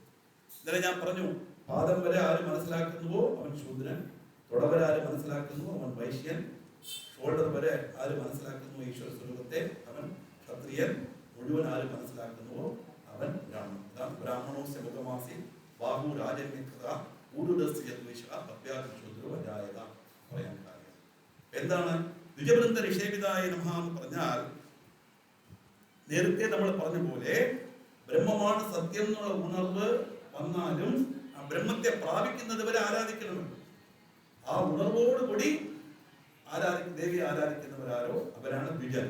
അങ്ങനെ ദ്വിജവൃന്ദ നിഷേവിതായ അവരാണ് ആരാധിക്കപ്പെടുന്ന അർത്ഥം എന്നല്ലാതെ ഇതൊരു ജാതിയെ കുറിക്കുന്നതല്ല. തത്വാസനായ നമഃ, തത്വങ്ങളുടെ ഇരിപ്പിടമായ ദേവിക്ക് നമസ്കാരം. എല്ലാ തത്വങ്ങൾക്കും ആധാരം ഈശ്വരൻ തന്നെയാണ്, ഈശ്വര സ്വരൂപം തന്നെയാണ്. തസ്മൈ നമഃ, തത് അത് എന്ന് പറഞ്ഞാൽ ബ്രഹ്മം, തത് അത് ബ്രഹ്മം ആയിരിക്കുന്നവൻ ദേവി. തുഭ്യം നമഃ, നീ എന്ന വാക്കുകൊണ്ട് പരാമർശിക്കപ്പെടുന്നവൾ ദേവി. അപ്പോൾ അതും ദേവി തന്നെ, നീയും ദേവി തന്നെ, ഞാൻ എന്ന് പറയുന്നത് ദേവി തന്നെ. കാരണം ഈശ്വരൻ അല്ലാതെ വേറൊന്നും ഇല്ല എന്നർത്ഥം. അതുകൊണ്ടാണ് ഈശ്വരനായിട്ട് ധ്യാനതീയ രൂപായ നമഃ എന്ന് പറഞ്ഞ് നമ്മൾ കണ്ടില്ലേ. അതുപോലെ തുഭ്യം നമഃ, അയ്യേ നമഃ. അയ്യേ എന്നറിയപ്പെടുന്നത് ദേവിയുടെ ശബ്ദം. ആ ദേവിക്ക് നമസ്കാരം. വാത്സല്യമയ്യായ ജഗദംബയാണ് അയ്യേ, അല്ലയോ എന്ന് വിളിക്കുന്നത്. വാത്സല്യത്തോട് വിളിക്കുന്നതാണ് ദേവി. ഒന്നേ എന്ന് അതെന്താ സ്നേഹത്തിലെ വിളിയാണ്. മോനെ എന്ന് വിളിക്കുന്നില്ല. കാരണം അതാണ്. ചിലർക്ക് വടക്കുള്ളവർക്കെല്ലാം മോനെ എന്ന് വിളിക്കുന്നത് വളരെ ഇഷ്ടമാണ്. തെക്കിലൊക്കെ മോനെ എന്ന് വിളിക്കുന്ന ദേഷ്യപ്പെടും. വടക്ക് ഭാഗത്തുള്ളവർക്കെല്ലാം തൃശ്ശൂരിൽ നിന്ന് ഒരാൾ വന്നു, ഞാൻ പേര് വിളിച്ചപ്പോൾ വേണ്ട സ്വാമി എന്നെ മോനെ എന്ന് വിളിച്ചാൽ മതി, എനിക്ക് അതാണ് ഇഷ്ടം. അതങ്ങനെ വിളിക്കുമ്പോൾ വാത്സല്യം കൂടുതലുണ്ടെന്നാണ് അവർ പറയുന്നത്. അതാണ് ഐ എന്നുള്ള വാക്കിന് അർത്ഥം. പഞ്ചകോശാന്തരസ്ഥിതായ നമഃ. 5 കോശങ്ങളിൽ വർത്തിക്കുന്നവൾ ദേവി. ഈ ശരീരം അന്നമയം, പ്രാണമയം, മനോമയം, വിജ്ഞാനമയം, ആനന്ദമയം. ഈ 5 കോശങ്ങൾ ആയിട്ട് ചേർന്നതാണ് ഈ ശരീരം. 5 കോശത്തിന് വസിക്കുന്നവൾ ദേവി. അന്നമയ, പ്രാണമയ, മനോമയ, വിജ്ഞാനമയ, ആനന്ദമയം. നിസ്സീമ മഹിമിനേ നമഃ. അളവില്ലാത്ത മഹിമയോട് കൂടിയവൾ. ദേവിയുടെ മഹിമ ഇത്രയേ ഉള്ളൂ എന്ന് പറയാൻ സാധിക്കുകയില്ല. കാരണം പറഞ്ഞാൽ നമ്മുടെ വാക്കിൽ മനോവാചാമ ഗോചരായ നമ്മൾ പറഞ്ഞു കഴിഞ്ഞു.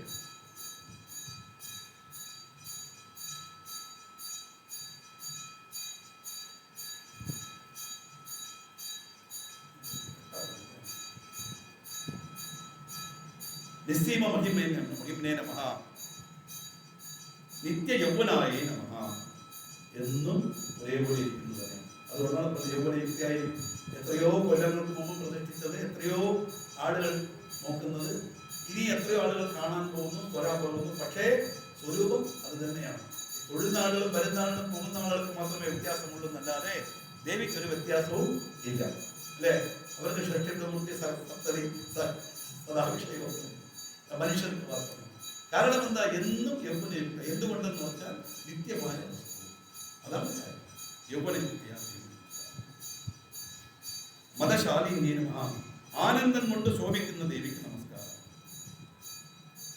ലൗകിക വസ്തുക്കളുടെ കളങ്കം ഏറ്റാത്ത ആനന്ദമാണ് ദേവിക്കുള്ളത്.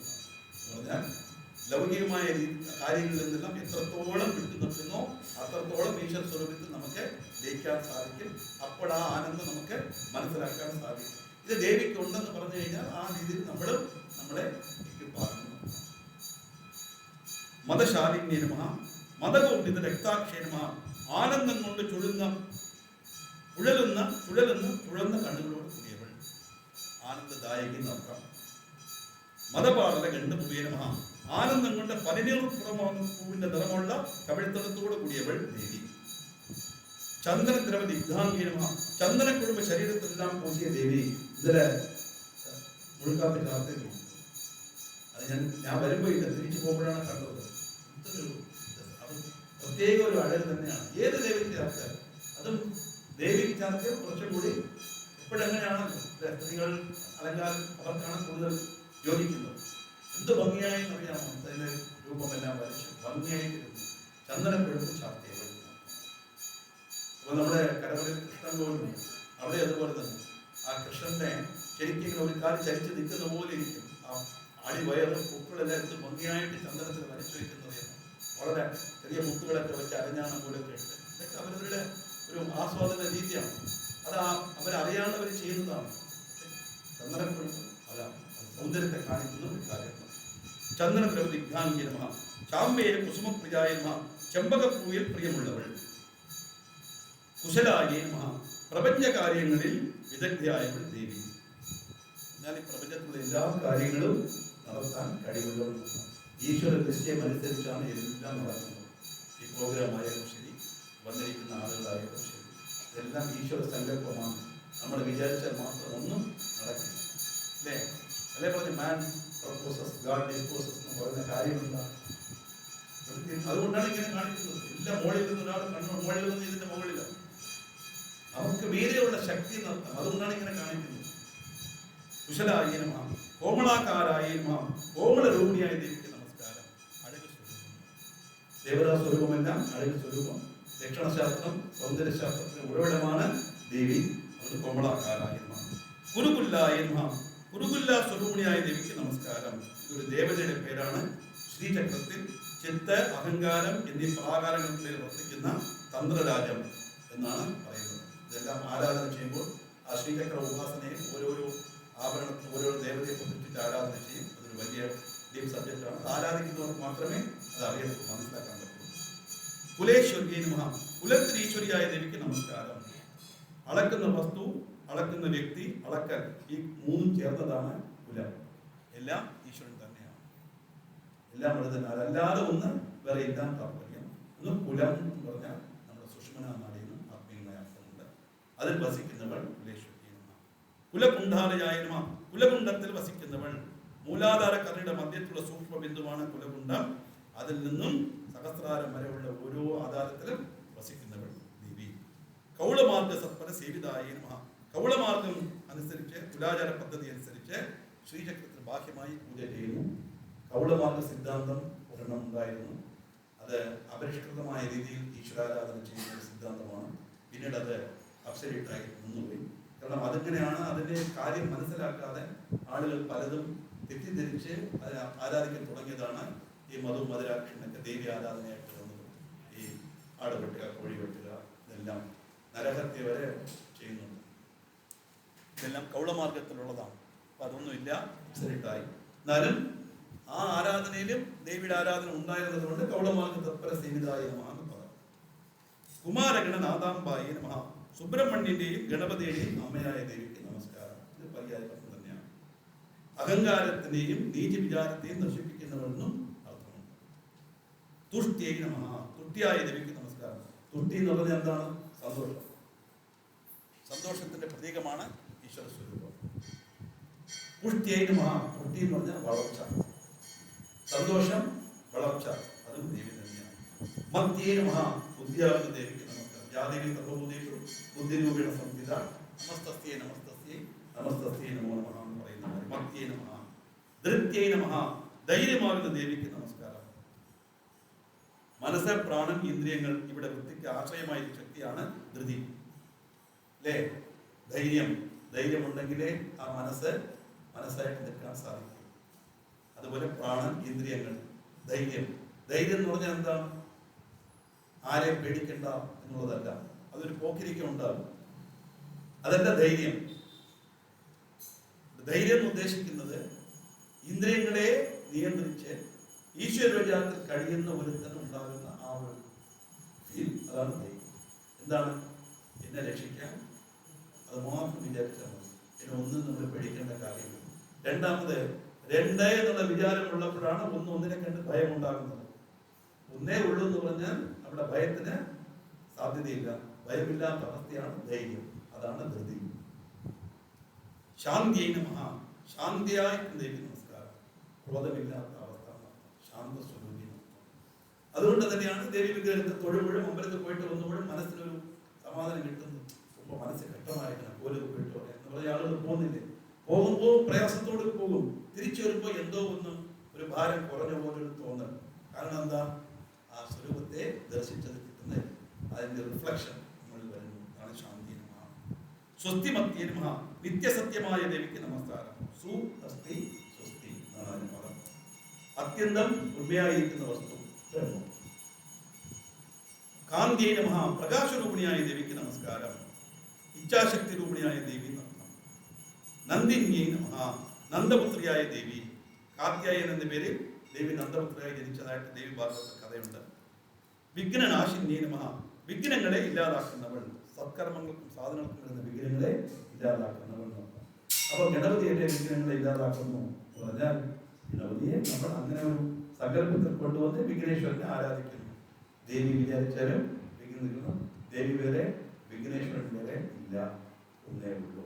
അതാണ് നമുക്ക് അങ്ങനെ കൊണ്ടുവരാൻ കാര്യം. തേജോപത്യേ നമഃ. തേജസ്വിയായ ദേവിക്ക് നമസ്കാരം. സൂര്യചന്ദ്രന്മാർക്ക് പോലും പ്രകാശത്തെ കൊടുക്കുന്ന അത്ര തേജസ്സോട് ദേവൻ ദേവി. ദേവി എന്ന് പറഞ്ഞാൽ ബ്രഹ്മം. എപ്പോഴെല്ലാം പറയുന്നത് അപ്പോൾ ബ്രഹ്മം എന്ന് മനസ്സിലായിട്ടുണ്ട്. ത്രിനയനായേ നമഃ. 3 കണ്ണുകളുള്ളവൾ ദേവി.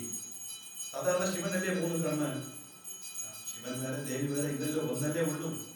നമ്മളങ്ങനെ സങ്കല്പിച്ച് പല രൂപത്തിൽ കാണുന്നല്ലാതെ എന്താണ് 3 കണ്ണ്? ഒരു കൺ സൂര്യൻ, ഒരു കൺ ചന്ദ്രൻ, ഒരു കൺ അഗ്നി. വലത് കൺ സൂര്യൻ, ഇടത് കൺ ചന്ദ്രൻ, നെറ്റിക്കൺ അഗ്നി. ഇതാണ് രൂപവർണ്ണനെ വരുന്നത്. അതുകൊണ്ട് 3 കണ്ണുകളോട് കൂടിയവൾ. പ്രത്യക്ഷം, അനുമാനം, ശ്രുതി.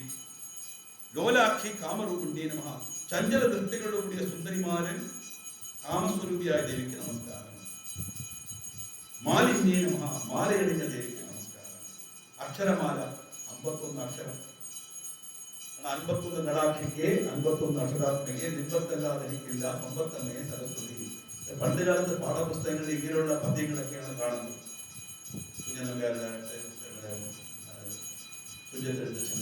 ഇതെല്ലാം ആത്മീകമായ കാര്യങ്ങളും കൂടി കുട്ടികൾക്ക് വരും പാഠപുസ്തകങ്ങൾ. 51 കടാക്ഷിക്ക് 51 അക്ഷരങ്ങൾ, 51 അക്ഷരാത്മിക. എല്ലാ അക്ഷരത്തിലും ആത്മീയ സ്വരൂപമായിരിക്കുന്നത് ദേവി തന്നെയാണ്. നിൻ പത്തല്ലാതെ എനിക്കില്ല, നിന്റെ അനുഗ്രഹങ്ങൾ വേറൊന്നുമില്ല. സമ്പത്തമ്മേ സരസ്വതി. സമ്പത്ത് എന്ന് പറഞ്ഞാൽ വിദ്യാസമ്പത്ത്. ധനത്തിൽ ഏറ്റവും വലിയ ധനം വിദ്യ. വിദ്യാധനം സർവധന പ്രധാനം എന്ന് പറയാൻ കാരണം മറ്റ് ധനമെല്ലാം കൊടുക്കും തോറും കുറഞ്ഞു വരും, അല്ലെങ്കിൽ മോഷ്ടിക്കും, അല്ലെങ്കിൽ ചെലവായി തീരും. പല രീതിയിൽ പല പ്രശ്നങ്ങളുണ്ട്. വിദ്യ എന്ന് പറയുന്ന ധനം മാത്രം കൊടുക്കും തോറും ഏഴും. കൊണ്ടുപോകില്ല ചോരന്മാർ, കൊടുക്കും തോറും ഏഴും. മേന്മ നൽകും മരിച്ചാലും വിദ്യ തന്നെ മഹാധനം. ഇതൊക്കെ കൊച്ചി ക്ലാസ്സിൽ പഠിച്ചതാണ്. ഒരു മനുഷ്യനും മോഷ്ടിക്കാൻ സാധിക്കില്ല. കൊണ്ടുപോകില്ല ചോരന്മാർ, കൊടുക്കും തോറും ഏറിടും. എത്രത്തോളം പറയുന്ന അത്രത്തോളം അത് ഇങ്ങനെ പല പ്രാവശ്യം പറഞ്ഞു വന്നാണ് ആ ഫ്ലോ വരുന്നത്. അതാണ് കൊടുക്കും തോറും ഏറിടും. മേന്മ നൽകും മരിച്ചാലും. ഇന്നും നമ്മളിപ്പോ ഭാസ്കരനാരുടെ പേര് ഇന്നലെ പറഞ്ഞു, ആരിശങ്ങളുടെ പേര് പറഞ്ഞു, ഈ പുസ്തക ഭാഷയുടെ പേര് പറഞ്ഞു, അഗസ്ത്യമഹർഷിയുടെ പേര് പറയുന്നു. കാരണം എന്താ? വിദ്യ നമുക്ക് നൽകിയതുകൊണ്ടാണ് അവർക്ക് ആ പ്രാധാന്യം. മേന്മ നൽകും മരിച്ചാലും വിദ്യ തന്നെ മഹാധനം. ആ ധനത്തിനെ കൊടുക്കുന്നവർ.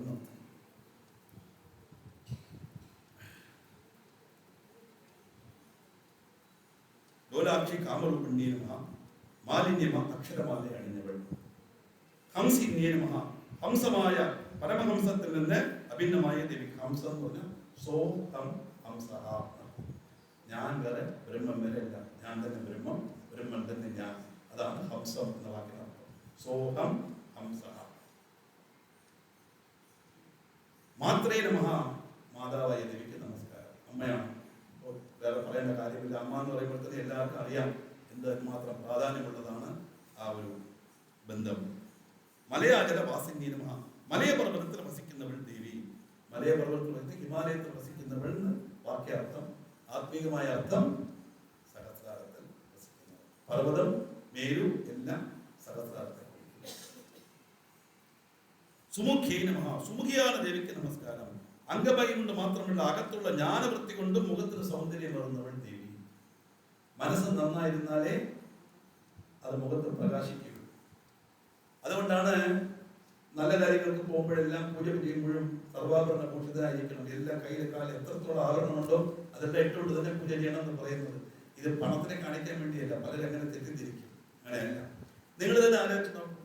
സാധാരണ വീട്ടിലിരിക്കുന്നതും പുറത്തിറങ്ങുന്ന സമയത്ത് ഏറ്റവും നല്ലൊരു ഫംഗ്ഷൻ ആണെങ്കിൽ ഉള്ളതിൽ ഏറ്റവും നല്ലൊരു വില കൂടിയ സാരി എല്ലാം എടുത്ത്, കാക്കുന്ന ആഭരണങ്ങളൊക്കെ എല്ലാം അണിഞ്ഞ് എല്ലാം ഇട്ടിട്ട് കണ്ണാടി ഇത് നോക്കുമ്പോൾ അല്ലേ വല്ലാത്തൊരു സന്തോഷം വരുന്നില്ലേ? ഈ സന്തോഷം മുഖത്തിലെ നല്ലവണ്ണം പ്രകാശിക്കും. മനസ്സിന്റെ റിഫ്ലക്ഷൻ, മുഖം മനസ്സിന്റെ കണ്ണാടി എന്ന് പറയുന്നത്. ദേവി സ്വരൂപം എങ്ങനെയെന്ന് പറഞ്ഞാൽ മനസ്സിന്റെ ആ കൃപ ആനന്ദമുള്ളത് കൊണ്ടാണ് മുഖത്തും ആ പ്രകാശം വരുന്നതെന്ന് പറഞ്ഞാൽ ദേവിയെ തൊഴുന്നവർക്കും ദേവി ഭക്തനെന്ന് നടിക്കുന്നവർക്കും ആ സ്വഭാവ വിശേഷം ഉണ്ടാകണം. മനസ്സ് നന്നായിരുന്നാൽ ഇത് കിട്ടുന്നു.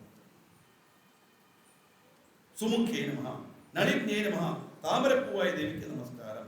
ദേവിയുടെ മുഖം, കണ്ണുകൾ, കൈകൾ, കാലടികൾ എല്ലാം കമലം കമലം കമലം. പാദകമലം, കരകമലം, മുഖകമലം എന്ന് പറയുന്നു. എന്തുകൊണ്ടാണ് കമലം എന്ന് പറയുന്നത്? താമര ചെടിയിലെ വളരുകയുള്ളൂ. അത് ഒരിക്കലും നല്ല വെള്ളത്തിൽ വളരുകയില്ല. എന്തുകൊണ്ട്? നല്ല വെള്ളത്തിൽ വളരാതെ ചെടിയിൽ വളർന്നാലും താമരയിൽ ചെടി ഒട്ടലില്ലാത്തത് ഈശ്വര സ്വരൂപമാണ്. അതുകൊണ്ടാണ് ആ പദം വെച്ചിരിക്കുന്നത്. നളിന്യേ നമഃ. സുപ്രഭേ നമഃ. സുന്ദരമായ പുരികപ്പൊടിയോട് കൂടിയവൾ. ഒന്നുമല്ല, ഒറിജിനൽ എന്നർത്ഥം. ശോഭനായേ നമഃ. സുന്ദരിയായ ദേവിക്ക് നമസ്കാരം. തമാശയായിട്ട് പറഞ്ഞാണ് കേട്ടോ. പ്രഖ്യാന തെറ്റൊന്നും ഞാൻ പറയുന്നില്ല. സൗന്ദര്യത്തിൽ എന്ത് വേണമെങ്കിലും നമ്മൾ ചെയ്യാം, അത് വേറെ വിഷയം. ശോഭനായേ നമഃ. സുന്ദരിയായ ദേവിക്ക് നമസ്കാരം. സുരനായികായ നമഃ. ദേവനായികയായ ദേവിക്ക് നമസ്കാരം. ചെന്നൈയിലാണ്.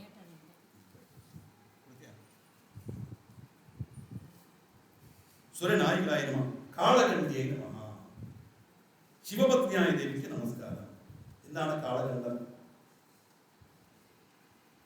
ദേവന്മാരും അസുരന്മാരും പാലാഴി മഥനം ചെയ്തപ്പോൾ ആദ്യം കാളകളുടെ വിഷം വന്നു.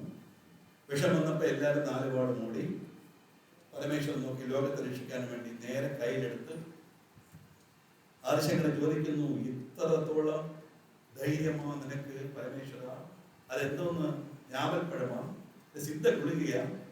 എന്തോ വൈദ്യുത ഗുളിക എടുത്ത് വായിലിട്ട് വെള്ളം ഒഴിക്കുന്ന മാതിരി എടുത്ത് കഴിക്കുന്നല്ലോ. അത് എന്താണ് സാധനം എന്നറിയാമോ? എത്ര ധൈര്യം, നീ അല്ലാതെ ആർക്ക് സാധിക്കും എന്നാണ് പരമേശ്വരൻ ചോദിക്കുന്നത്. പരമേശ്വരൻ കാളകളുടെ വിഷമെടുത്ത് കഴിച്ചു. വിഴുങ്ങാൻ നേരത്ത് പാർവതി വന്ന് പൊങ്ങയ്ക്ക് കയറി ഒറ്റ പിടി. അതോടുകൂടി പരമേശ്വരൻ ഓഫായി. ഇങ്ങനെയാണ് നമ്മളൊക്കെ കരുതിയിരിക്കുന്നത്. എന്തുകൊണ്ട് പാർവതി കഴുത്തിൽ പോയി പിടിച്ചു? ഈ വിഷം അകത്തു പോയാൽ പരമേശ്വരൻ വല്ലതും സംഭവിക്കുമെന്ന് വിചാരിച്ചിട്ടാണോ? പരമേശ്വരന് എന്തെങ്കിലും സംഭവിച്ചാൽ പിന്നെ നമ്മളെ രക്ഷിക്കാൻ ആരാ ഉള്ളത്? അതല്ല കാര്യം. ശിവാനന്ദ ലഹരി വായിച്ച ശേഷമാണ് അതിന്റെ യഥാർത്ഥ കാര്യം ഞാനേ മനസ്സിലാക്കിയത്. ഈ ഒരു പ്രപഞ്ചം നമ്മൾ കണ്ടുകൊണ്ടിരിക്കുന്നു. ഇതുപോലെ കോടിക്കണക്കിന് അണ്ടചരാചരങ്ങളുണ്ട്. അതെല്ലാം ഉദരത്തിൽ വെച്ച് സംരക്ഷിക്കുന്നതാണ് ഈശ്വരൻ. അപ്പൊ ഈ വിഷം പുറത്തു വന്നാൽ ലോകത്ത് മുഴുവൻ ഭസ്മമാക്കും. അകത്തു പോയാലോ ഇതുപോലെ കോടിക്കണക്കിന് ജീവരാശികൾ ഉണ്ട്. നമ്മൾ അറിയില്ല. ഒരു സയൻസ് തന്നെ പറയുന്നത് ഒരുപാട് സോളാർ സിസ്റ്റം ഉണ്ട്. അവിടെ എല്ലാം ജീവൻ കാണും. അവിടെ ഒരു കൈലാസനാണ് പ്രവർത്തനം ചെയ്യണമെന്ന് അറിയില്ല, കാണുമായിരിക്കും. ഇതെല്ലാം നശിക്കാൻ ഇടയാവുമെന്ന് പറഞ്ഞിട്ടാണ് വിഴുങ്ങാനും പാടില്ല, തുപ്പാനും പാടില്ല. അപ്പോ രണ്ടുപേർക്കും നല്ലത് ചെയ്യാൻ വേണ്ടിയിട്ടാണ് പാർവതി നാലം വാ പരമോപകാരകമിതം വേഗം പശൂനാം പദേ. ആദിശങ്കരന്റെ കൃതികളൊക്കെ എപ്പോഴെങ്കിലും കിട്ടിയെങ്കിൽ വായിച്ച് പഠിക്കണം.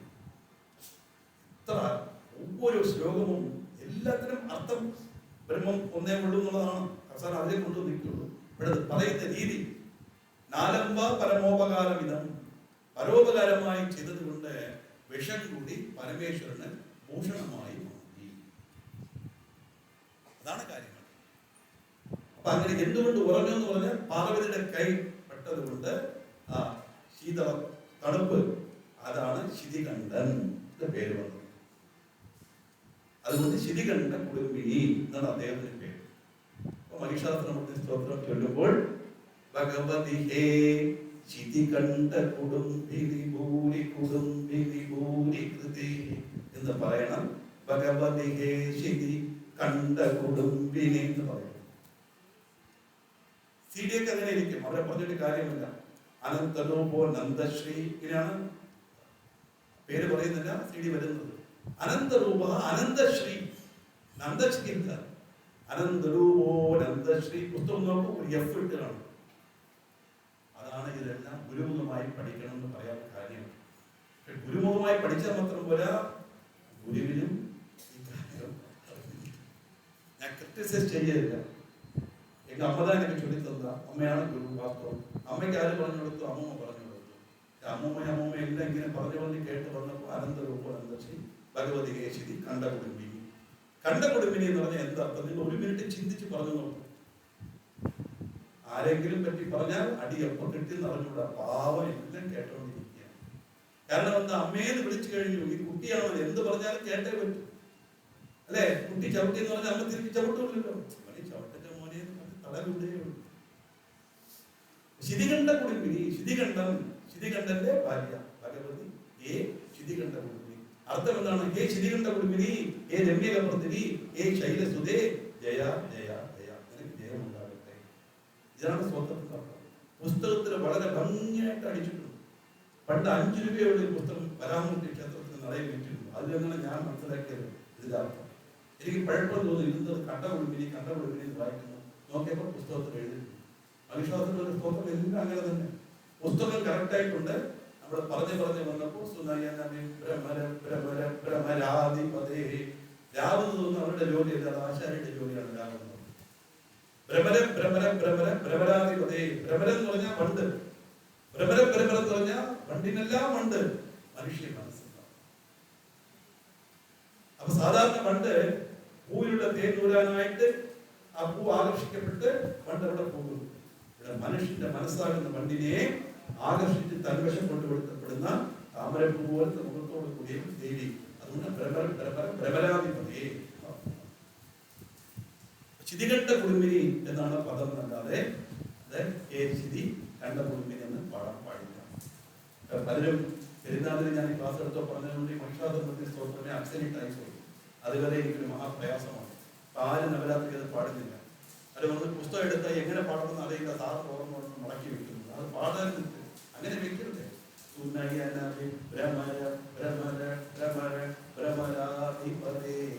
ഇങ്ങനെ പറയാം. ഭഗവതി കണ്ട കുടുംബിനി ഭൂരി കുടുംബിനി ഭൂരി കൃതേ ജയ ജയ ഹേ മഹിഷാസുരമർദ്ദിനി ശൈലസുതേ. ഭഗവതി ഹേ ചിതി നേരത്തെ പറഞ്ഞു. കരാങ്കുടി നവോ പന്ന നാരായണ ദശാകൃതി അല്ല, പന്ന നാരായണ എന്നല്ല, കരാങ്കുടി നവോത്പന്ന നാരായണ ദശാകൃതി. നമ്മൾ അറിയുന്നില്ല, കൃത്യത്തെ ചെയ്യല്ല, സ്വല്പം ചിന്തിച്ചാൽ മതി. ഇനി പിരിത്തിൽ കേട്ടപ്പോ ഇങ്ങനെയൊക്കെ ഉണ്ട് മനസ്സിലാക്കി കഴിഞ്ഞാൽ ഓരോ വാക്കും ഉച്ചരിക്കുമ്പോൾ ഒന്ന് ആലോചിച്ചു. ഇപ്പൊ പലരും ക്ലാസ്സിൽ സാർ ഇങ്ങനെ അല്ലേന്ന് ചോദിക്കുന്നു, ഭയങ്കര സന്തോഷമാണ്. കാരണം ആ ടേസ്റ്റ് കിട്ടിയാൽ മതി, വിത്തം ഇട്ടുകൊടുത്താൽ മതി, അത് മുളച്ചു വന്നോളൂ. അപ്പൊ ഈ ഉച്ചാരണത്തിന് വ്യത്യാസമുണ്ട്. അനേകദന്തം ഭക്താനാം ഏകദന്തമുപാസ്മഹേ എല്ലാവരും പറയുന്നതാണ്. അനേകദം തം ഭക്താനാം ഏകദന്തം ഉപാസ്മഹേ. ഇന്ദ താ ദ മൂന്ന് അക്ഷരങ്ങൾ വ്യത്യാസമുണ്ട്. അനേകദം തം ഭക്താനാം മഹാഗണപതേ നിനക്ക് ഒരുപാട് ഭക്തന്മാരുണ്ട്. തം ഭക്താനാം അനേകദം, അങ്ങനെയുള്ളവർ ഏകദന്തിയായി നിന്നെ ഭരിക്കുന്നു എന്നർത്ഥം. അനേക ദന്തം ഭക്താനാന്ന് പറഞ്ഞാൽ ധാരാളം പല്ലുകളുണ്ട്, ഒറ്റ വംശത്തിനെ സ്തുതിക്കുന്നു എന്നായിരിക്കും. അനേകദം തം ഭക്താനാം ഏകദന്തമുപാസ്മഹേ. പലതും കേട്ട് കേട്ട് പറയുന്നത് കൊണ്ടാണ് ഈ വ്യത്യാസം വരുന്നത്. ഒരുപാട് കാര്യം. ആവതാം അപഹർത്താരം ദാതാരം സർവസുപദാം ലോകാവിരാമം ശ്രീരാമം ഭൂയോ ഭൂയോ ആവതാപം അപഹർത്താരം. ഇതേ പറഞ്ഞു അത് ഫ്ലോ ആയി. ആവതാപം അപഹർത്തണം, ആവതാം അപഹർത്താരം, ആവതാം അപഹർത്താരം, ആവൃത്തികളെ ഇല്ലാതാക്കുന്നവനും, ദാതാരം സർവസമ്പദാം എല്ലാ സമ്പത്തുകളെയും നമുക്ക് നൽകുന്നവനും, ലോകാവിരാമം ലോകത്തിനെ സന്തോഷത്തെ കൊടുക്കുന്നവരുമായ ശ്രീരാമനെ ഭൂയ ഭൂയ അഹം നമാമി ഭൂയോ ഭൂയോ നമാമിഹം. വീണ്ടും വീണ്ടും വീണ്ടും ഞാൻ നമസ്കരിക്കുന്നു. ആവതാം അപഹർത്താരമല്ല, ആവതാപം അപഹർത്താരമല്ല, ആവതാം അപഹർത്താരം. ഞാനിത് മനസ്സിലാക്കിയ കാര്യങ്ങൾ നിങ്ങളുമായി ഷെയർ ചെയ്യുന്നേ ഉള്ളൂ. ആരെയും കുറ്റപ്പെടുത്തുകയോ കൃത്യം ചെയ്യുകയല്ല. ഞാൻ ആളല്ല, ചെയ്യാനും പാടില്ല. ജപിക്കുമ്പോൾ ജപിച്ചാൽ അതിന്റെ ഫലം പൂർണ്ണമായിട്ട് കിട്ടുന്നു. എത്രയോ കഷ്ടപ്പെട്ട് ചൊല്ലുന്നു, വൃത്തിയായിട്ട് ചൊല്ലാമല്ലോ. കാളകണ്ഠേ നമഃ, കാന്തിമത്യേ നമഃ, അതിശോഭയാർന്ന ദേവിക്ക് നമസ്കാരം. കാന്തിമത്യേ നമഃ, അതിശോഭയാർന്ന ക്ഷോഭിണ്യേ നമഃ, ക്ഷോഭമുണ്ടാക്കുന്നവളായ ദേവിക്ക് നമസ്കാരം. ഇവിടെ ക്ഷോഭം ഉദ്ദേശിക്കുന്നത് സൃഷ്ടിയുടെ ആരംഭത്തിൽ ഉണ്ടാകുന്ന അവസ്ഥയാണ് ഉദ്ദേശിക്കുന്നത്. ഈ കോപമല്ല, ഇന്നലെ പറഞ്ഞ മതി. ലജ്ജ എന്ന് പറഞ്ഞാൽ നാണം മാത്രമല്ല, ലോകം എന്ന് പറഞ്ഞാൽ പിശുക്ക് മാത്രമല്ല, അന്ത്യത്തിൽ മുതൽ ആഗ്രഹിക്കുന്നതാണ്.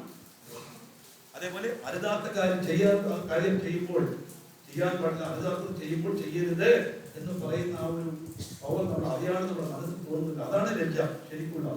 അതുപോലെ ക്ഷോഭം എന്ന് ഉദ്ദേശിക്കുന്നത് സൃഷ്ടിയുടെ ആരംഭ സമയത്തിൽ ഉണ്ടാകുന്ന മാറ്റം. സൂക്ഷ്മരൂപിണ്യേ നമഃ, സൂക്ഷ്മരൂപിണിയാണ്. കാരണം ഇത് സ്ഥൂലരൂപം, അത് സൂക്ഷ്മ.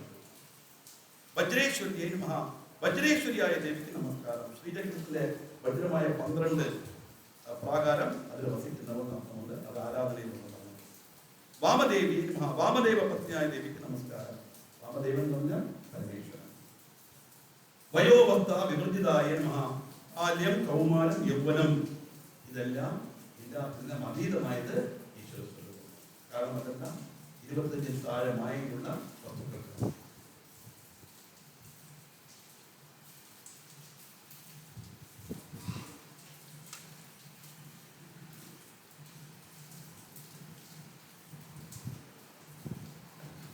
വാമദേവിയെ നമഃ വയോവസ്ഥ വിവർജിതായ നമഃ സിദ്ധേശ്വരിയെ നമഃ സിദ്ധന്മാർക്ക് ഈശ്വരിയായ ദേവിക്ക് നമസ്കാരം. കാശിയിലുള്ള ദേവിക്ക് സിദ്ധേശ്വരി എന്ന് പേരുണ്ട്. സിദ്ധന്മാർ എന്ന് പറഞ്ഞാൽ ഇന്നലെ ഞാൻ പറഞ്ഞല്ലോ, ഒരു മന്ത്രം അനുസന്ധാനം ചെയ്ത് ആ മന്ത്രം അവർക്ക് സിദ്ധിയാവും. ആ മന്ത്രം പ്രയോഗിച്ച് അവർക്ക് സത്കർമ്മങ്ങൾ ചെയ്യാമെന്ന നല്ല കാര്യത്തിൽ ഉപയോഗിക്കും. അതാണ് സിദ്ധന്മാർ. അതല്ലാതെ ഉണ്ടാകുന്നതാണ് മറ്റേ പല അല്ലേ മന്ത്രവാദം, അതെല്ലാം ബുദ്ധിമുട്ടുണ്ടാക്കുന്ന കാര്യങ്ങളാണ്, അതെല്ലാം ഉപദ്രവമാണ്. പക്ഷേ ഇതങ്ങനെയല്ല, ധാരാളം മന്ത്രങ്ങൾ നല്ല കാര്യത്തിൽ ഉപയോഗിക്കുന്നുണ്ട്. ആ മന്ത്രസിദ്ധിയായവരാണ് സിദ്ധന്മാർ. അങ്ങനെ സിദ്ധന്മാർക്കെല്ലാം ഈശ്വരിയായ സിദ്ധവിദ്യായ സിദ്ധ്യവിദ്യാകുന്ന ദേവിക്ക് നമസ്കാരം. പഞ്ചദശി മന്ത്രത്തെ സിദ്ധ്യവിദ്യ എന്ന് പറയുന്നു. ശാശ്വതവും സാർവലൗകികമായ മന്ത്രമാണ് പഞ്ചദശ മന്ത്രം. സിദ്ധമാത്രേ നമഃ സിദ്ധന്മാരുടെ മാതാവായ ദേവിക്ക് നമസ്കാരം എന്ന് പറഞ്ഞാൽ എല്ലാ മന്ത്രങ്ങളെയും സിദ്ധിയും നമുക്ക് കൊടുക്കുന്നവൾ ദേവി തന്നെയാണ്. ആ മന്ത്രം അനുസന്ധാനം ചെയ്ത് സിദ്ധിയായാൽ അത് വെച്ച് നമുക്ക് പ്രയോഗം നടത്താം. സിദ്ധമാത്രേ നമഃ യശസ്വിന്യേ നമഃ അത്യധികമായ കീർത്തിയുടെ ദേവിക്ക് നമസ്കാരം. വിശുദ്ധി ചക്ര നിലയായ നമഃ. ഇനി ദേവിയുടെ ഓരോ സ്വരൂപങ്ങളാണ്. മൂലം, സ്വാധിഷ്ഠാനം, മണിപൂരം, അനാഗതം, വിശുദ്ധി, ആജ്ഞാനം, 7 ആധാരത്തിൽ ഓരോ ദേവി ഉണ്ടശക്തി പ്രയോഗം ചെയ്യുന്നവർക്ക് ദർശനമായി ലഭിക്കുന്ന ദേവി എങ്ങനെയിരിക്കും, ഓരോ ആധാരത്തിൽ എത്ര മുഖം, എന്ത് നിറം, എത്ര കൈകൾ, എന്തൊക്കെ ആയുധം എന്നുള്ള വർണ്ണനയാണ്. അത് എന്താണെന്നുള്ളത് നമുക്ക് നാളത്തെ എപ്പിസോഡിൽ നോക്കാം. ഒരു മിനിറ്റ്. ഇന്ന്